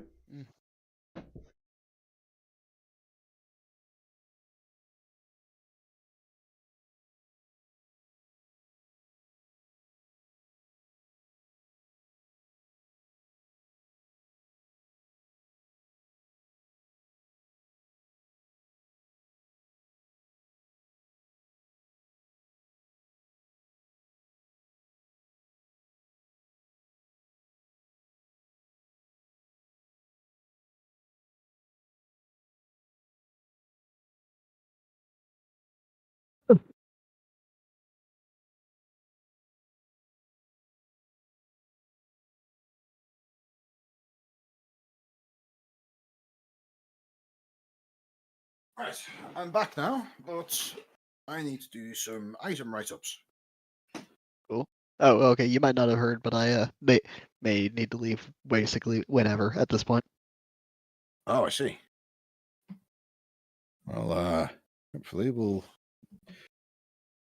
hopefully we'll get through some more stuff before you have to go. Yep, genuinely no idea when at this point, but it could be any time. That's less than useful. Yes, it is.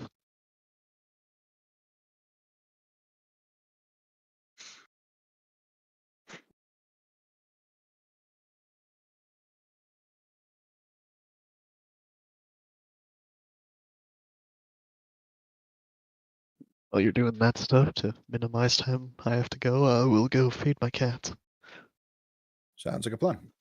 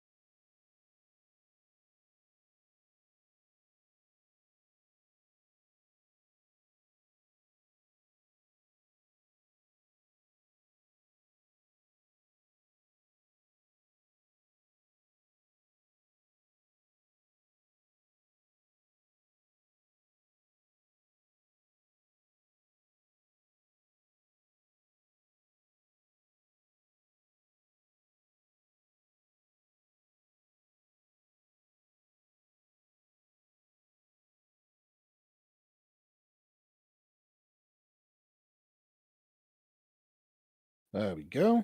I finished up one of the write-ups.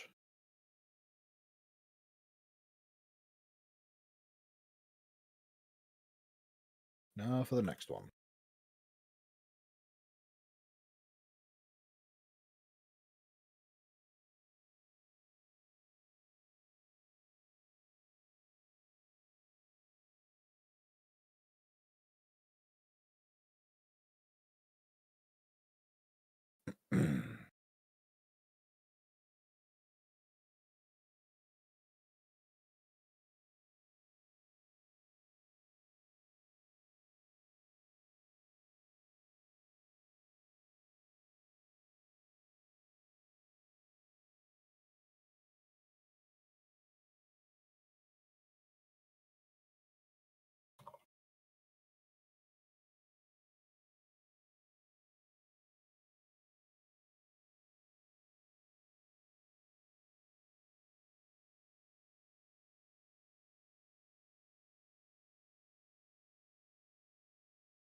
Alright, I'm back, although I see that I am having a message typed to me, which may or may not end up telling me stuff.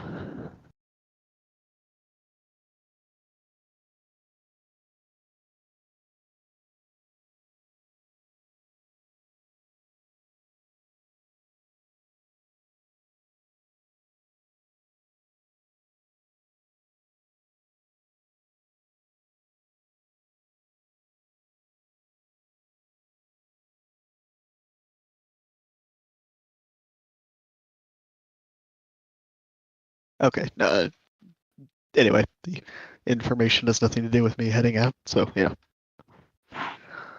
Right,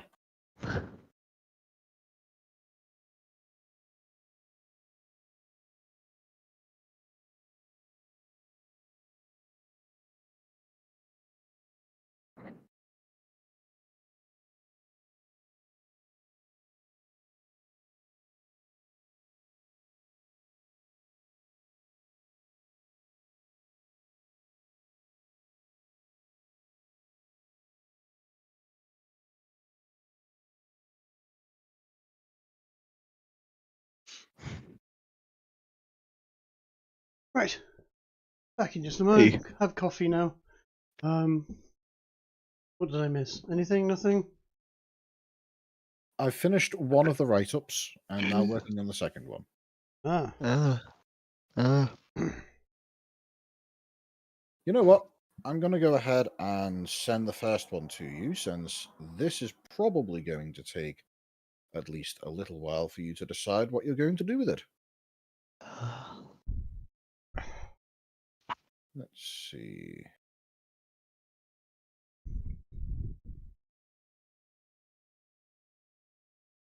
Going into the D&D room.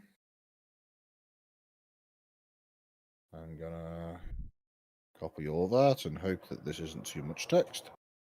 Hey, look at that, it's not too much text.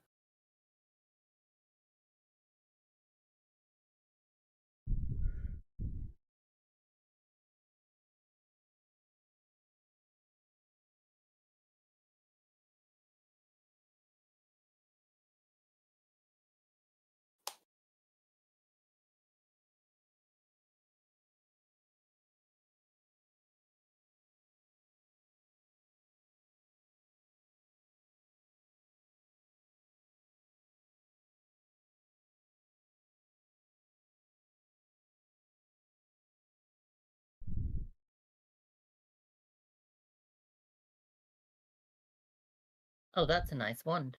It is for a druid, yes, it's a wonderful one. Even not for a druid. Druid cantrips are good. It's definitely better for a druid than it is for other types of spellcaster, but it's it has its uses. You could, for example, cast Druidcraft through this thing. Me. For those that don't know, that was Kiki sneezing. What? Yep. Huh? She just said that was the knee. sound of. I thought that was the sound of Kiki trying to mock one of the cats. Yes, Kiki shouting knee randomly is a sneeze, apparently. Okay. Okay. So- It's kind of retarded. Sorry, babes.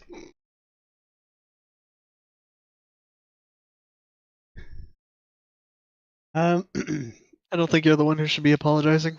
No. I'm gonna get the sad look later.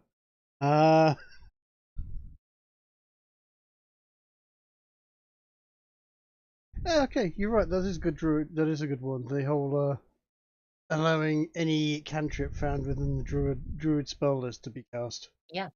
Control Is- flames, create bonfire. Yeah. Guidance, mending, Mending. shape water, shillelagh. Yep. A good spell. You're right. Mold earth, Mm-hmm. and it makes music. Yes. Indeed, it does.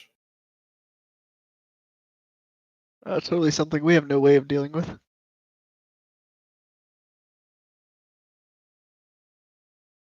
Our magic stone.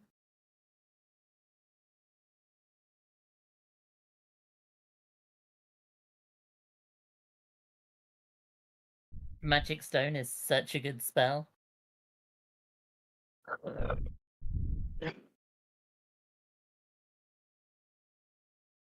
It allows you to cast you can cast magic stone on 3 pebbles, right?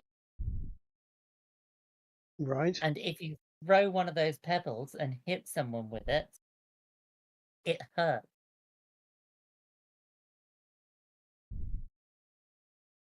It hurts. Yeah, it hurts What, the person that gets hit with the rock. Yeah. gets hit with a rock that's flying through the air. That's not that uncommon. But I'm assuming it hurts extra bad. Yeah, it's plus 1d6 damage. Okay. Oh, Yeah, okay, it actually does damage. It's not just it hurts. I mean, it is literally you cast a magic spell on a rock to make it hit harder when they throw it at someone. Nice. Yes. In 3.5, I believe, there was a magic item you could get, which was a lucky stone. And it was a starting item, barbarian, that you could get in one of the alternative books.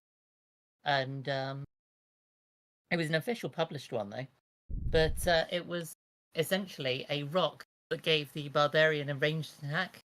They would throw this rock, it would do additional damage, they could use their rage with it, and they could then find said rock to throw again. The rock may look different, but they will find. It might look. Yeah. Okay, that's good. I love barbarian and massively dumb shit. Like that. That's Yeah, just that's good. great. Oh, my magic rock. It looks different. It looks mildly different. It's clearly doing something magic with its appearance of them. Yeah. Oh, 3.5 was so. Get trained in geology so that you can, and you actually become incapable of making that mistake.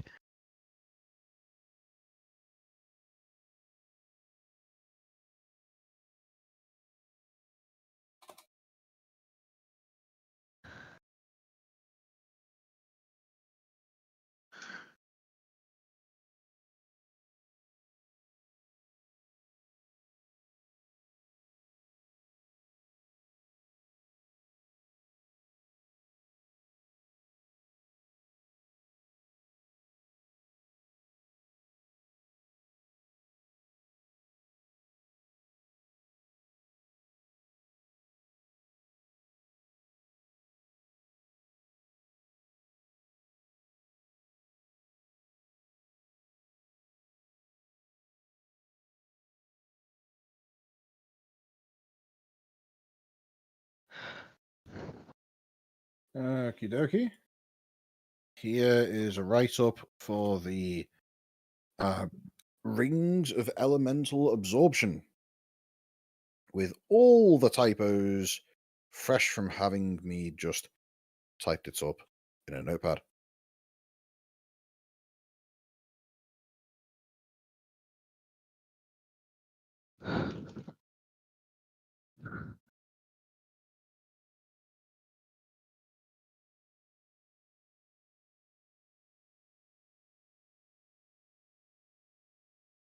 Oh, okay, those are nice. So are the ones with the gemstones in them already just pre-charged with element? You can get ones that are pre-charged with elements, yes. I know, but it was a string of rings, wasn't it? It was, and one of them is one of these such rings.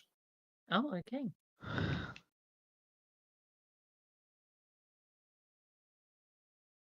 Let's see. I would say roll me a d6. Okay. So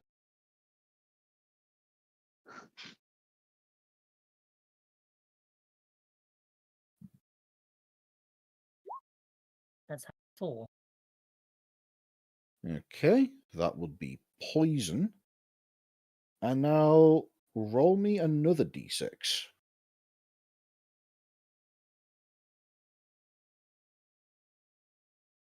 That would be of gem quality.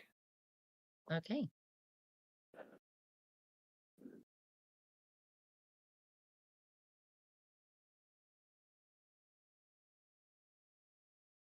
That ring is able to put out a torrent of poison roughly equivalent to well, basically a young green dragon's breath attack.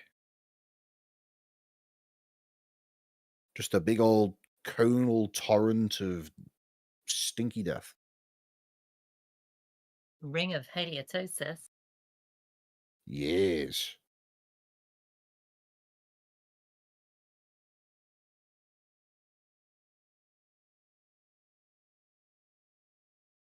How many rings were on the string? There were 4 on the string. The other ones, I've yet to fully decide on all of them, but one of them is a ring of protection. That is a standard magic item, which, if you want to look that up, you can. I will I'm aware of what they do. It's like a +1 to armor class, basically. Yes, it's a +1 to armor class, and it's a +1 to all saving throws as well.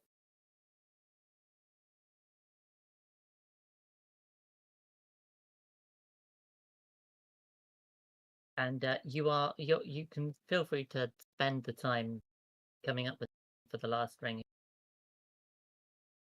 There are 2 more rings, and I'm going to take my time coming up with ideas.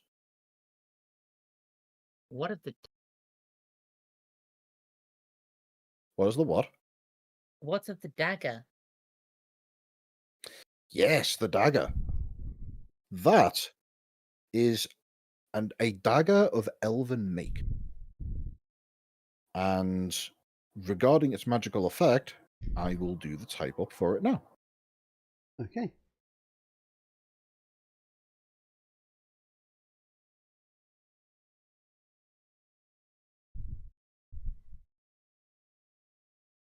No, I've got these in a note document for now, but I'll move them all across properly once I'm upstairs and not having to use the laptop as a keyboard.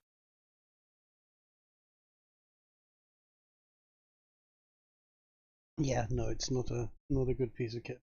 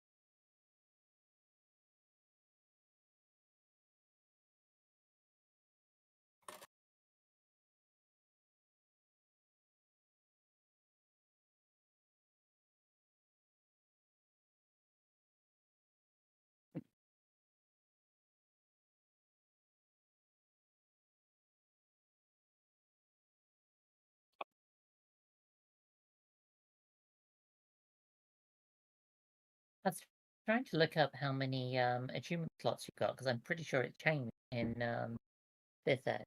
And in the rule set, it explicitly states that items that come in pairs, such as boots, braces, gauntlets, and gloves, only work if you have both of the pair worn. And the example they give is that a character wearing one boot of striding and springing and one boot of elven kind is not more stealthy or capable of jumping. It's kind of funny.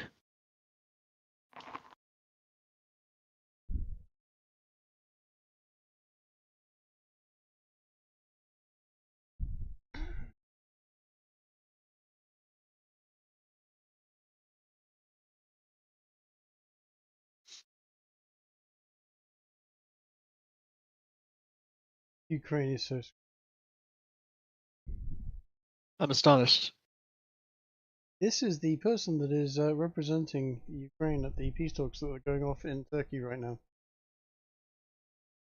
Do you notice that? Oh dear. He's fat, and I'm talking about his nose. Ukraine.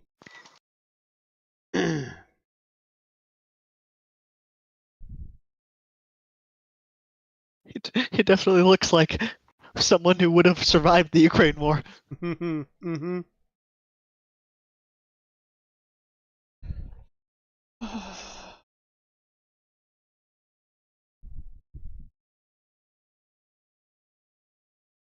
Well, dagger of elven design seems beautiful at first, but once attuned, it allows the user to see its true form, that of being a rusted, jagged, and the handle made from some black blue metal. Striking a target with a dagger, if the attack is a critical hit, the target is afflicted with a curse that causes them to fall under control of the attacker for a minute, obeying their commands as desired. The wielder of this blade can choose to just 1 damage per attack, even when landing a critical hit. Yep. It's an interesting dagger.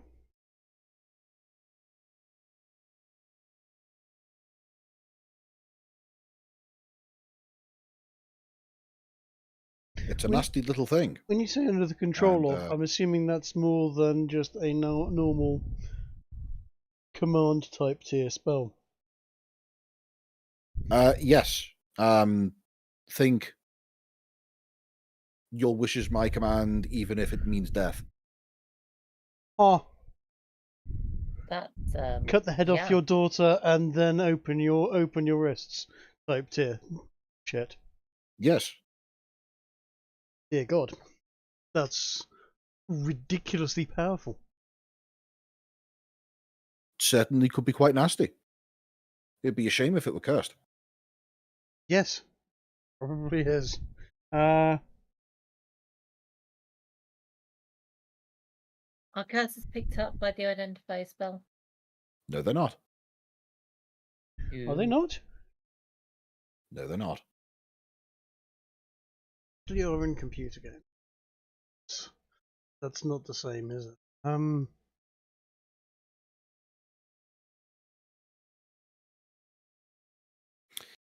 Well, they're not in my games.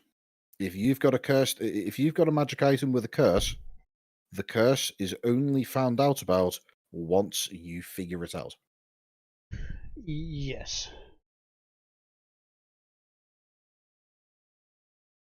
You only know something once you know it. Yes. Just I know. Quite horrid, isn't it? Yeah, that's why my that cursed item, that cursed amulet I posted, was it's a shame that it didn't go to someone who was better at actually role playing. Is all I'll say. right. So Because they refused to. Well, it was obvious to them because of its image.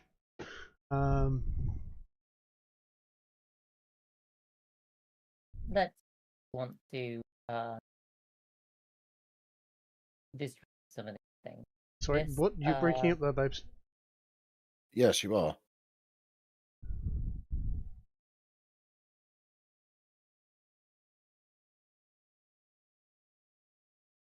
The next ring is one that I've just unapologetically stolen from a website.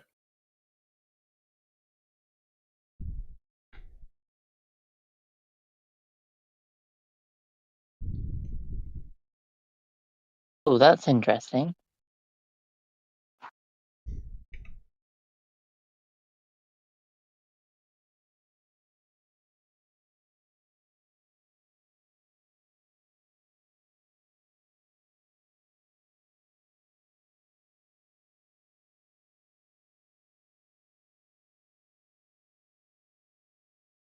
Well, that's fun, just for putting the ring on and seeing who's trapped inside. Hmm. You would need to attune to it first. Yes. Oh, what was that? What was that homebrew character? The baby's one. I can't remember the name of Baby it. of Darkness. Baby of Darkness. What's that ring called? It just says ring uncommon.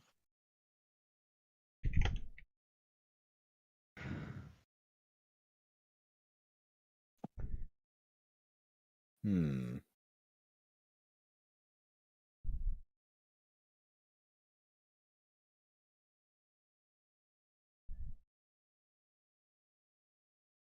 I'm not quite sure what you're talking about. So you've just posted in Discord.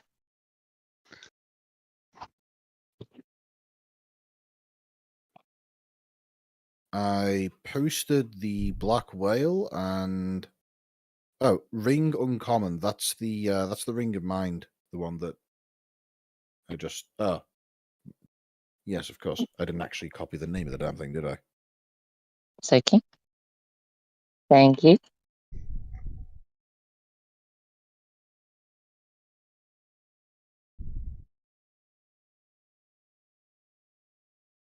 There we go. That's it. That's it. This is one of my favorite homebrew creatures. I've yet to be able to find an opportunity to use one of these days. One day I will use this, and I will fucking love it. Check this horrific monster out.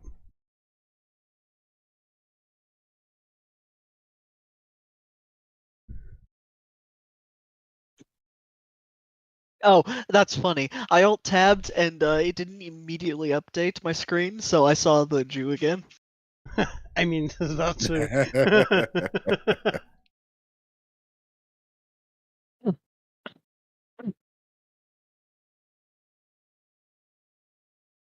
This is just amazing. Wow, Drake, now that you've gone back upstairs, Mew's come back on the sofa. I know, he hates me. Told you. It doesn't hate you.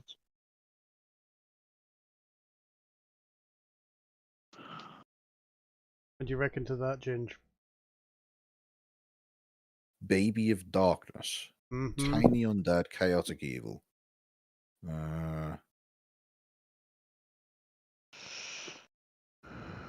When within 10 feet of any not undead creature, the Baby of Darkness will have 50 feet of movement. What the fuck? Mm-hmm. The Baby of Darkness can attempt to cling on to a creature for at least the size small, and when doing so, the target must take a DC 12 Dexterity saving throw or be clung onto. If the target size is small, it will lose 10 feet of movement per Baby of Darkness clinging to it. If it is medium, it will lose 5 feet per Baby of Darkness. If it was large, it will lose 5 feet per 2 Babies of Darkness. If larger still, it will not lose any speed. Actions. Explode. The Baby of Darkness explodes. It can only use this action if it is clinging to a creature. Any creature within 10 feet of the Baby of Darkness must succeed a DC 12 saving throw or take 2d4 necrotic damage. On success, they take half as much. which is basically a swarm of undead babies that sprint at you at 50 feet per turn, cling onto you, and then explode. Nice. But if you are the creature that the Baby of Darkness is clung to, you instead take 44 necrotic damage with no saving throw. Sorry, yes, you're right. Ah. If any Baby of Darkness is clung to the same creature explodes, it will explode as well using the explode bonus action. This is considered free and mandatory reaction. So if you've got multiple babies on you, they all go in one goes. There seems to be a nerfed version of Baby of Darkness. What happened to the ones that did half your remaining hit points? I think they've toned it down. I think they've toned that down because that was just fucking insane. Even so, that's your party is exploring a hospital or something that seems to be on a Halloween night or something, and suddenly you get to the maternity ward and 20 babies start crawling across the floor. They see you. They're not 10 feet away at this point, and the maternalistic female character in your party goes, "Oh, babies!" and steps forward. The babies charge. Yeah, that's a bit fucked. Nice. There you go. There's the last of the enchanted rings.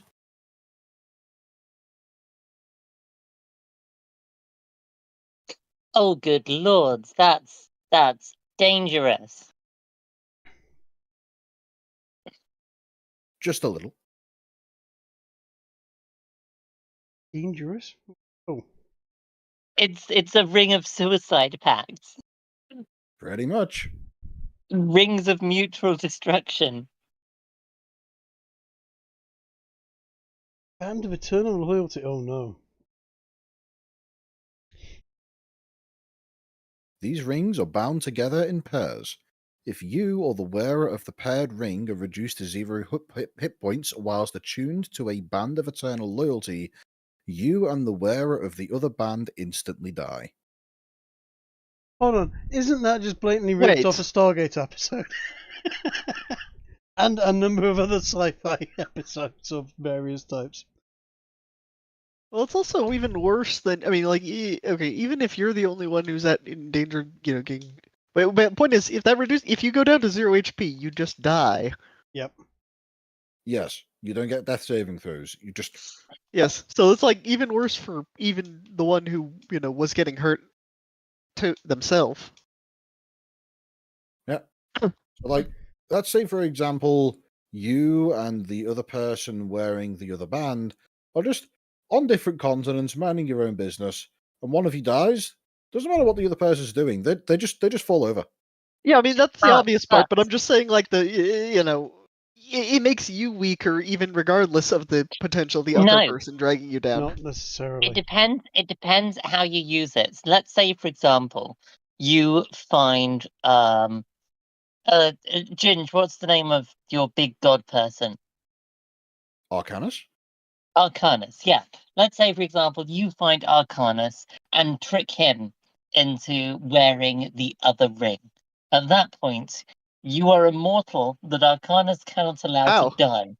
Oh, in that sense, yeah. Okay, I was wondering if I was thinking earlier if you meant like something about them protecting you, but Yep. Or Arcanus could just take off the ring. it's kind of what I was thinking. It's not. But that's not. Oh, okay. It's a magical item. You can just unattune it. It's not a curse. Yeah, this isn't this. Despite how useless this one isn't actually Less than useless. It's not that useless. I've taken a king captive. I am holding him to ransom. I have tied his hands behind his back, and I've put this ring on his thumb. If anybody touches me, the king dies. No, Doesn't trust me, it- guys. Yeah. This definitely has an enchantment where if I die, he'll die. Trust me, guys. Doesn't the attunement require them to be willing though? Yeah, I suppose it does. I feel like compulsion would still function. I feel like you could be compelled to attune to something. So I don't think Oh, that problem absolutely. exists. I would say when it comes to ring specifically, you could force someone to attune to it by basically forcing the ring onto a person's finger.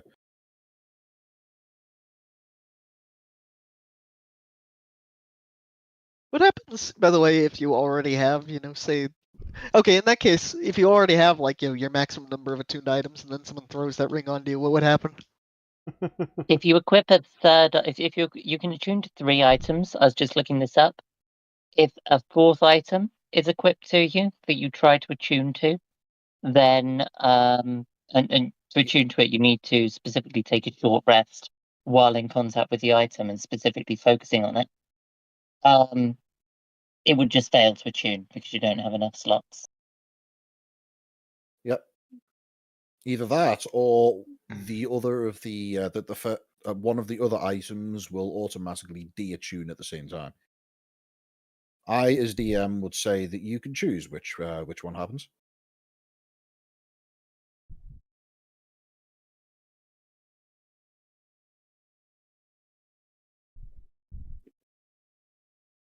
So the question is, how do we divvy up this this loot at this point? So we've got a dagger that can compel people if it crits. Now that's, I think, something that's not so useful in combat for us. We're not really dagger fighters. No. Mm. But But there's an evil rogue out there somewhere that's just gonna fucking love that. Yeah, there's also a utility element if we ever take someone hostage and just want to, torture them until they become our slave. We've got another one of those rings of resisting an element. They're really useful. Hmm. I've yet to see one in action though. Well, that ring of elemental absorption has already been consumed. It's now a ring of well, it's a poison stone. As Oh, opposed to okay. a fire stone So or a thunder stone. that one had been used. Okay, I will clear that and just say it's this one. So, do we have any stats for this green dragon breath attack that it does, and how often it can do it? Give me just a moment. I shall look it up.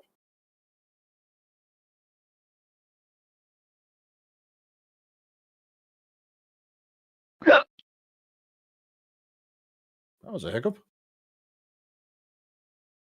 It was a hiccup and a burp.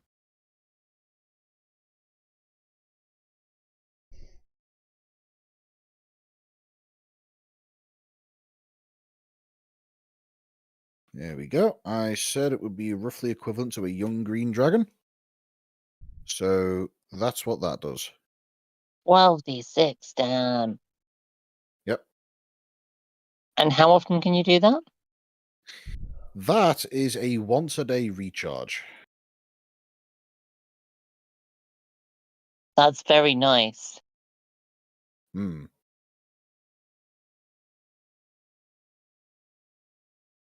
Well, I say once a day. You use it, and then you have to wait 24 hours to use it again. Yeah. Now, I want the twig. I'll be honest. I would recommend Bobby for the Ring of Mind shielding. Okay. And is Essig getting the dagger? I don't know. Essig, would you? Would Essig prefer the dagger or the Ring of Poison Dragon Breath?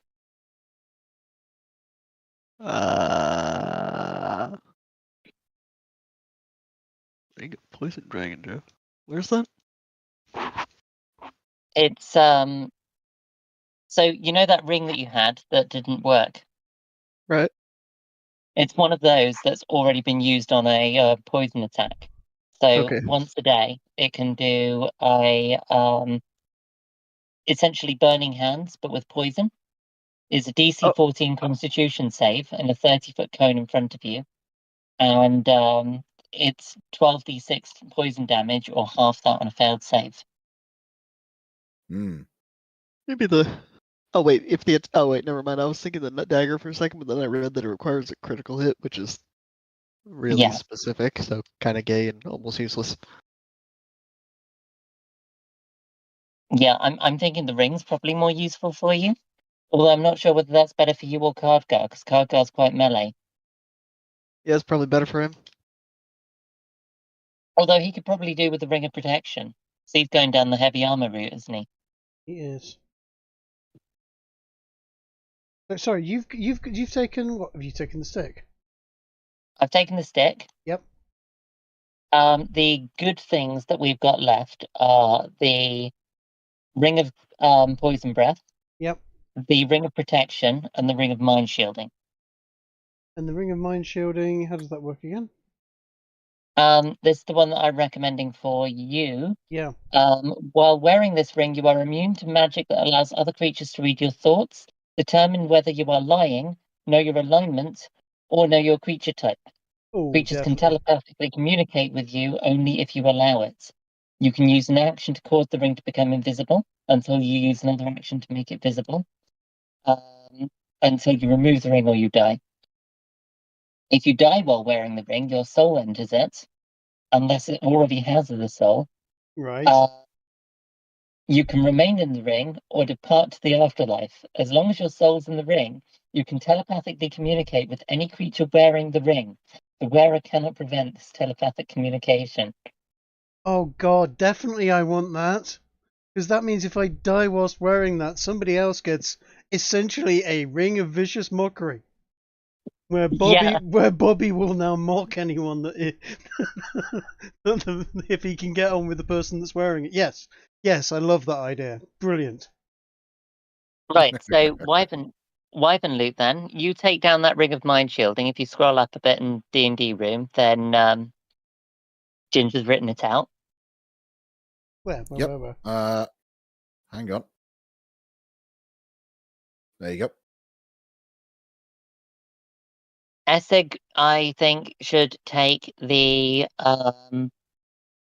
ring of elemental absorption that's attuned to Oh, we figured Cardgar had more use for that. Let me do a specific write-up for that, actually. We can either do... Would you rather have that one or the ring of protection? +1.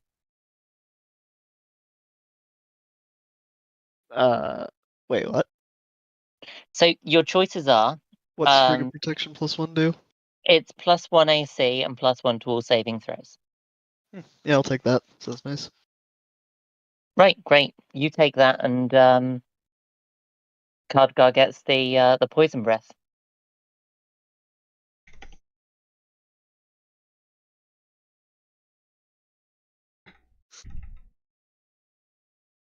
And the rest of it will just stash in the parlor until it's useful.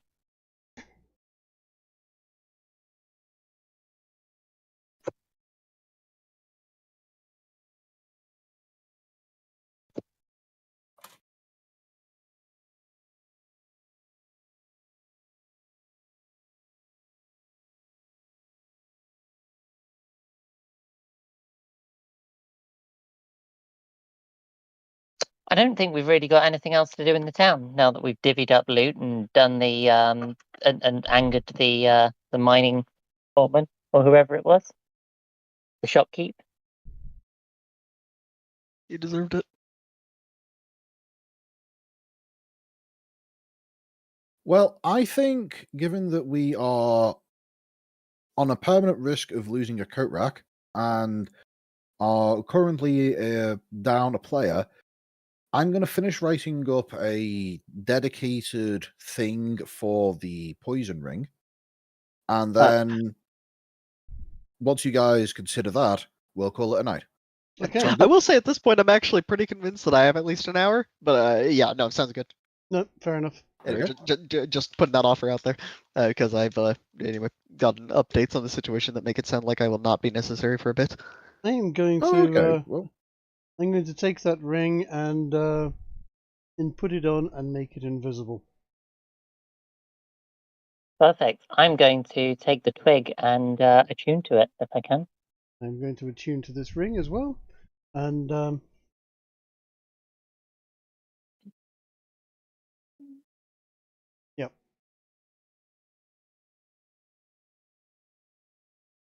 Awesome.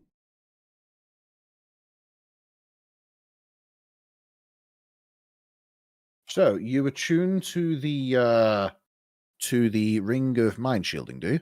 I am going to attune to the ring of mind shielding, yes. Okie dokie. Give me just a moment. Bobby has a new cock. Oh no, you're not putting it there.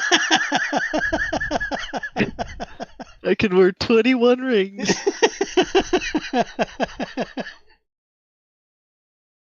It's not even counting if you put more than one on the same. Yeah, I was going to digit. say, at least. Bobby's going to get a bad reputation for an unusual chafing sensation. Well, at least he's not using the poison-attuned ring of elemental absorption for this. Yeah. Speaking of, I've just finished typing that up if you want to take a look. This ring has absorbed a large amount of poison damage and thusly become attuned to poison damage.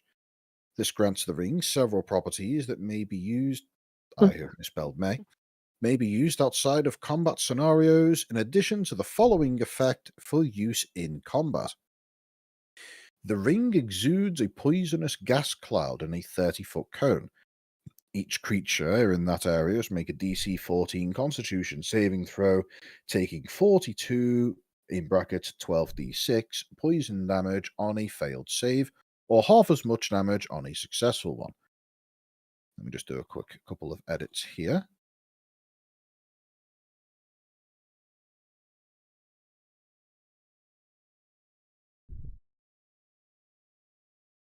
What are these out of combat properties you speak of? Basically, Well, they're not in Ukraine. Basically, the ring can be the ring can be fully expended in producing that gas cloud, but minor effects like producing a little puff of poisonous gas that would make somebody cough, or filling up a glass, or other such minor effects, something that couldn't really do a tremendous amount of damage. Basically, the ring can just be used to like put out a little bit of poison.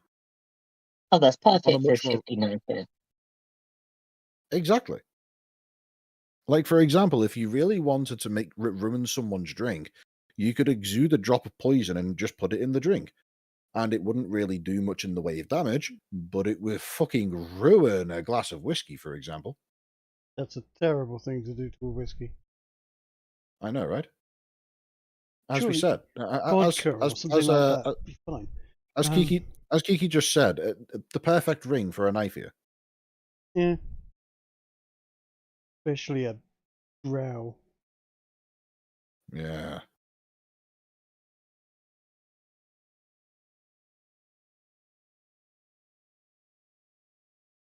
I didn't realize I was conflating sentences I was reading with what you were saying and ended up with some complete nonsense in my head. What were you saying about the drow?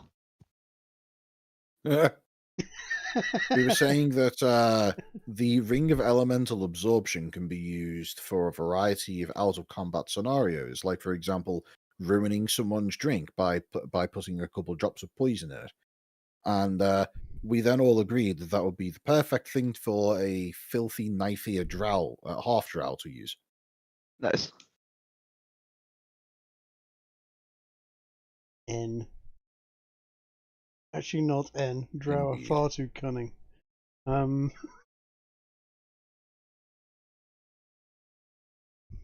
Jay? Maybe. What? Oh. I'm trying to come up with the slur that started with J. What? Uh-oh. Oh. No one tell us. Anyway, so yes, those are all of the various magic items. You got a couple of really quite nasty ones, and one that's well, just a bit shit. I'll be honest. It's worth pointing out, by the way, that that that band of eternal loyalty, you only have one of them. Oh, interesting. Oh, that's amazing. Yeah, that could be awesome if the person that's on the other end of it is already Doesn't dead. know. If they're already I never dead, considered that. that's a ring of you die now by accident. Wait a second. When you die, Well, does we it can- become unattuned and therefore not have its effect? Until someone else equips it and thus attunes to it. So what we could do is we could test it to work out when someone else is equipping it by putting it on like a crab or something. I love this idea of an execution method by which you just force someone to attune to this ring. A friend we meet wandering along the same road as us, who just happens to, help us out a bit. We could give them the ring as thanks Or we could Yeah. sell it to someone. and see You if could, they die.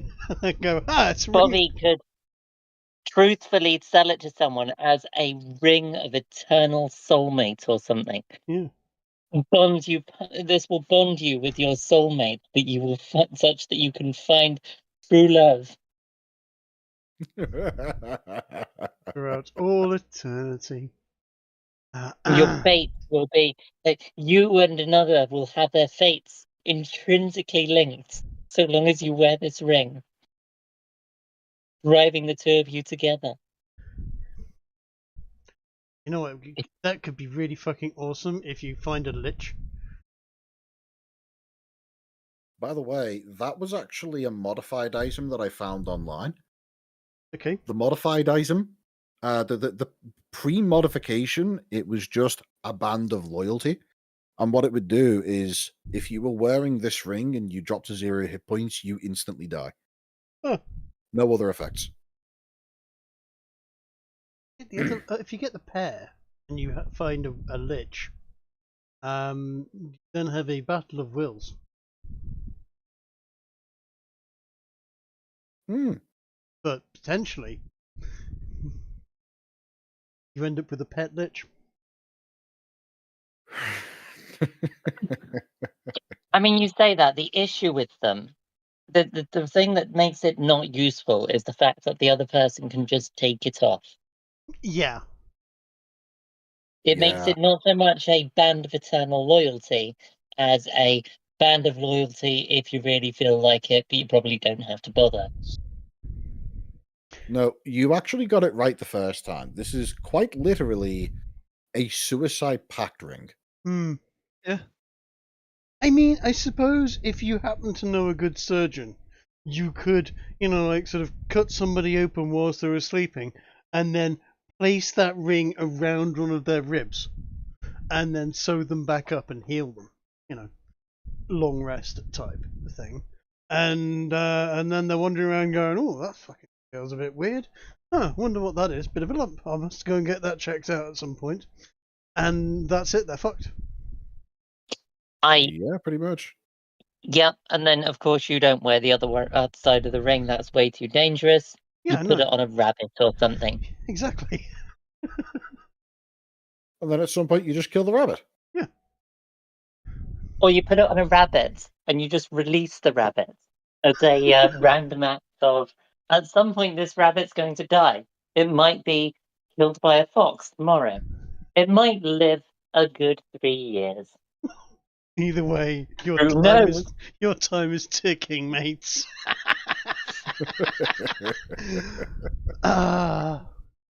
Mm-hmm.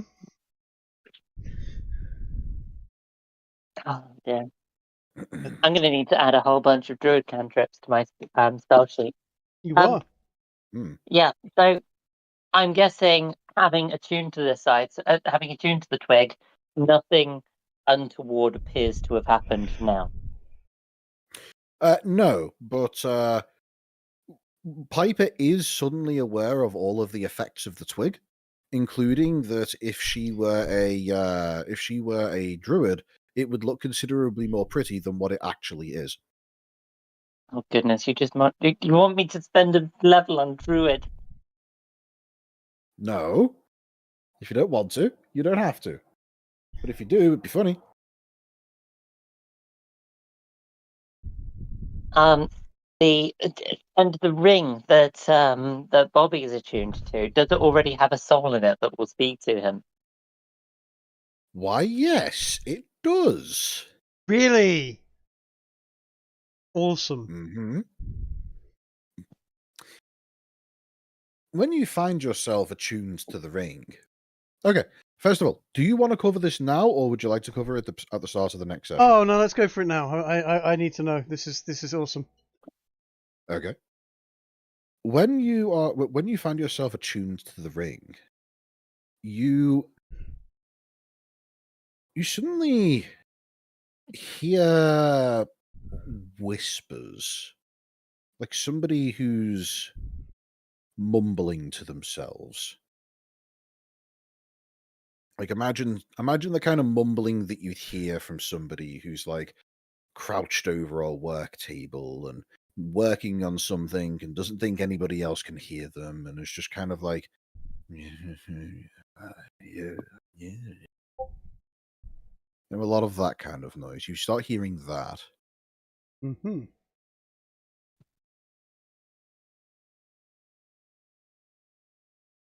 And I will say that, Bobby, you are aware that you can communicate to this thing.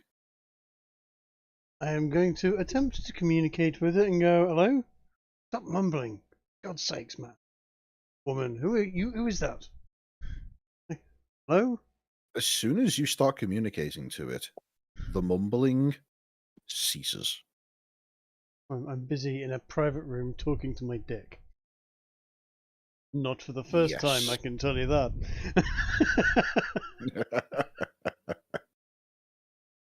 It is worth pointing out, by the way, that you can silently communicate with the ring. Yeah. You don't have to I'm- speak to it with intention. No, yes, yes, absolutely. Right. Well, after a moment, you hear a voice inside your head that just says, hello? Hello?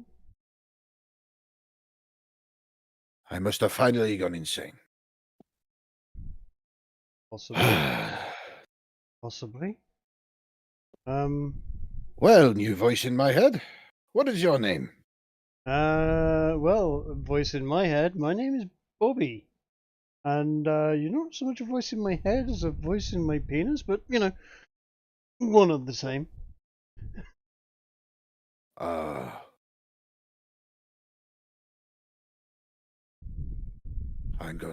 Hang on a moment. Did you pick up the ring?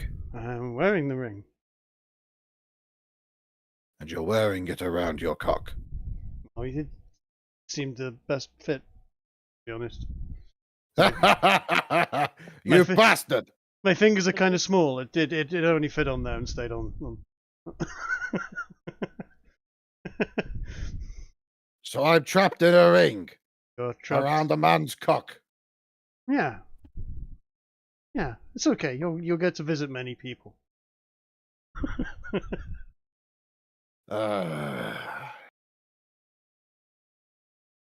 Look, just so long as the people do not have cocks, No. we're good. Don't worry at all. Many women. Many. Sometimes many at the same time.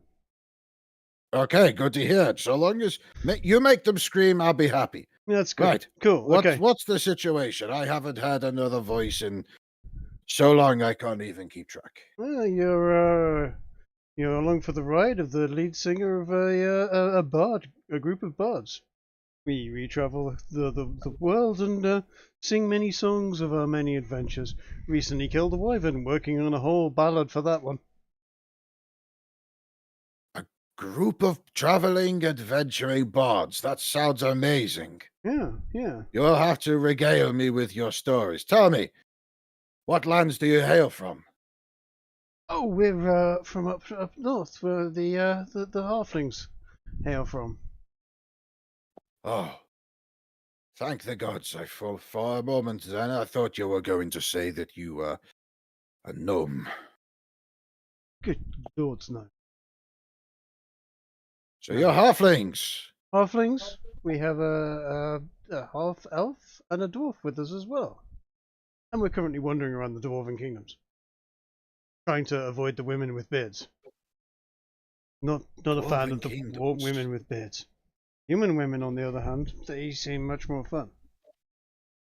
You say that Are you in the Dwarven Kingdoms now? Yeah, Is that where you found my ring? in Donheim, yes. Donheim? How the hell did it get there? I don't know. When I died wearing this thing, it was because some urchins stabbed me in the markets. Sounds painful. You don't even know where that is, do you? Have you ever been to the Tater? The Tater? Aye, the Tiefling Economic... What is it called again? Tiefling Autonomous Trade Economic Region. That bloody elves, they came up with that nonsense. I'm a Tiefling. Or at least I was. Aha! A horny bastard. Nice to meet you. Aye! My name is Bashar, and I was the leader of quite the arrangement of traders. Got stabbed in the back, literally, by somebody wanting to take my position. And if you want to help me get my revenge, I will tell you about where I've stored all of my treasures. I've been waiting for this for so long. Awesome. Okay, so lots of gold is what you're telling me. Gold! Gold You think I care for something so worthless as gold? Okay. No. Power is what I'm offering you, my friend. Oh, okay, yeah, no, interested in that. Yes. Adventure, horny women, power. Sounds good. Tell me more. I can see that we're going to become very good friends. What is your name, short one? Bobby. You can call me Bobby. Bobby. Robert Ignatius Palmer. R.I.P. to some, but I just go to Bobby with my friends. I will call you Bobby. You will call me Bashar. For sure. You will be the instrument of my retribution. Fair enough. It will help me reclaim Syria.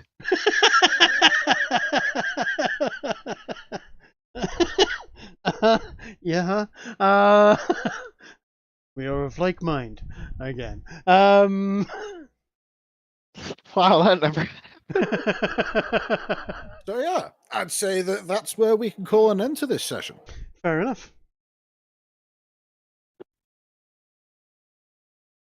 Bobby has put on a ring that has apparently announced that he has every intention of guiding the party to riches and war, it seems. Which is war and all the way across the continent. Many, many places to go, many people to see. Much adventure to be had. Absolutely. And some elves to kill, hopefully. There will be adventure to be had. That much I can say for sure.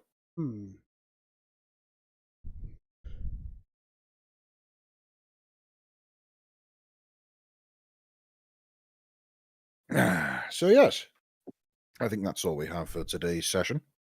We'll pick things up in the next one. You guys can deliberate and decide where you're going to be taking your adventures next. Be it up to Nordshire to see about talking to some Wyvern people, assuming that's still your plan. Maybe. Or you can follow the allure adventure that has just found itself wrapped around Bobby's penis. Not quite sure how I feel about having the soul of a Syrian man wrapped around my cock. Feels kind of dirty all of a sudden.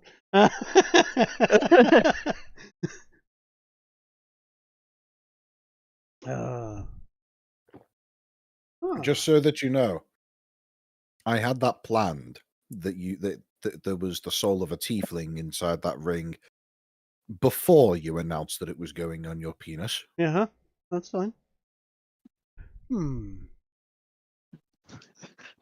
Okay, so tieflings are fantasy Syrians. Got it. I mean, Well, ironically, yes. They are are a bit. directly inspired by the Middle East. Yeah. Huh. Okay. Specifically pre-Islam Middle East. So think Aladdin. Yes. More Aladdin, less Allahu Snakbar. Alright. Persians and Arabians, etc. Hmm.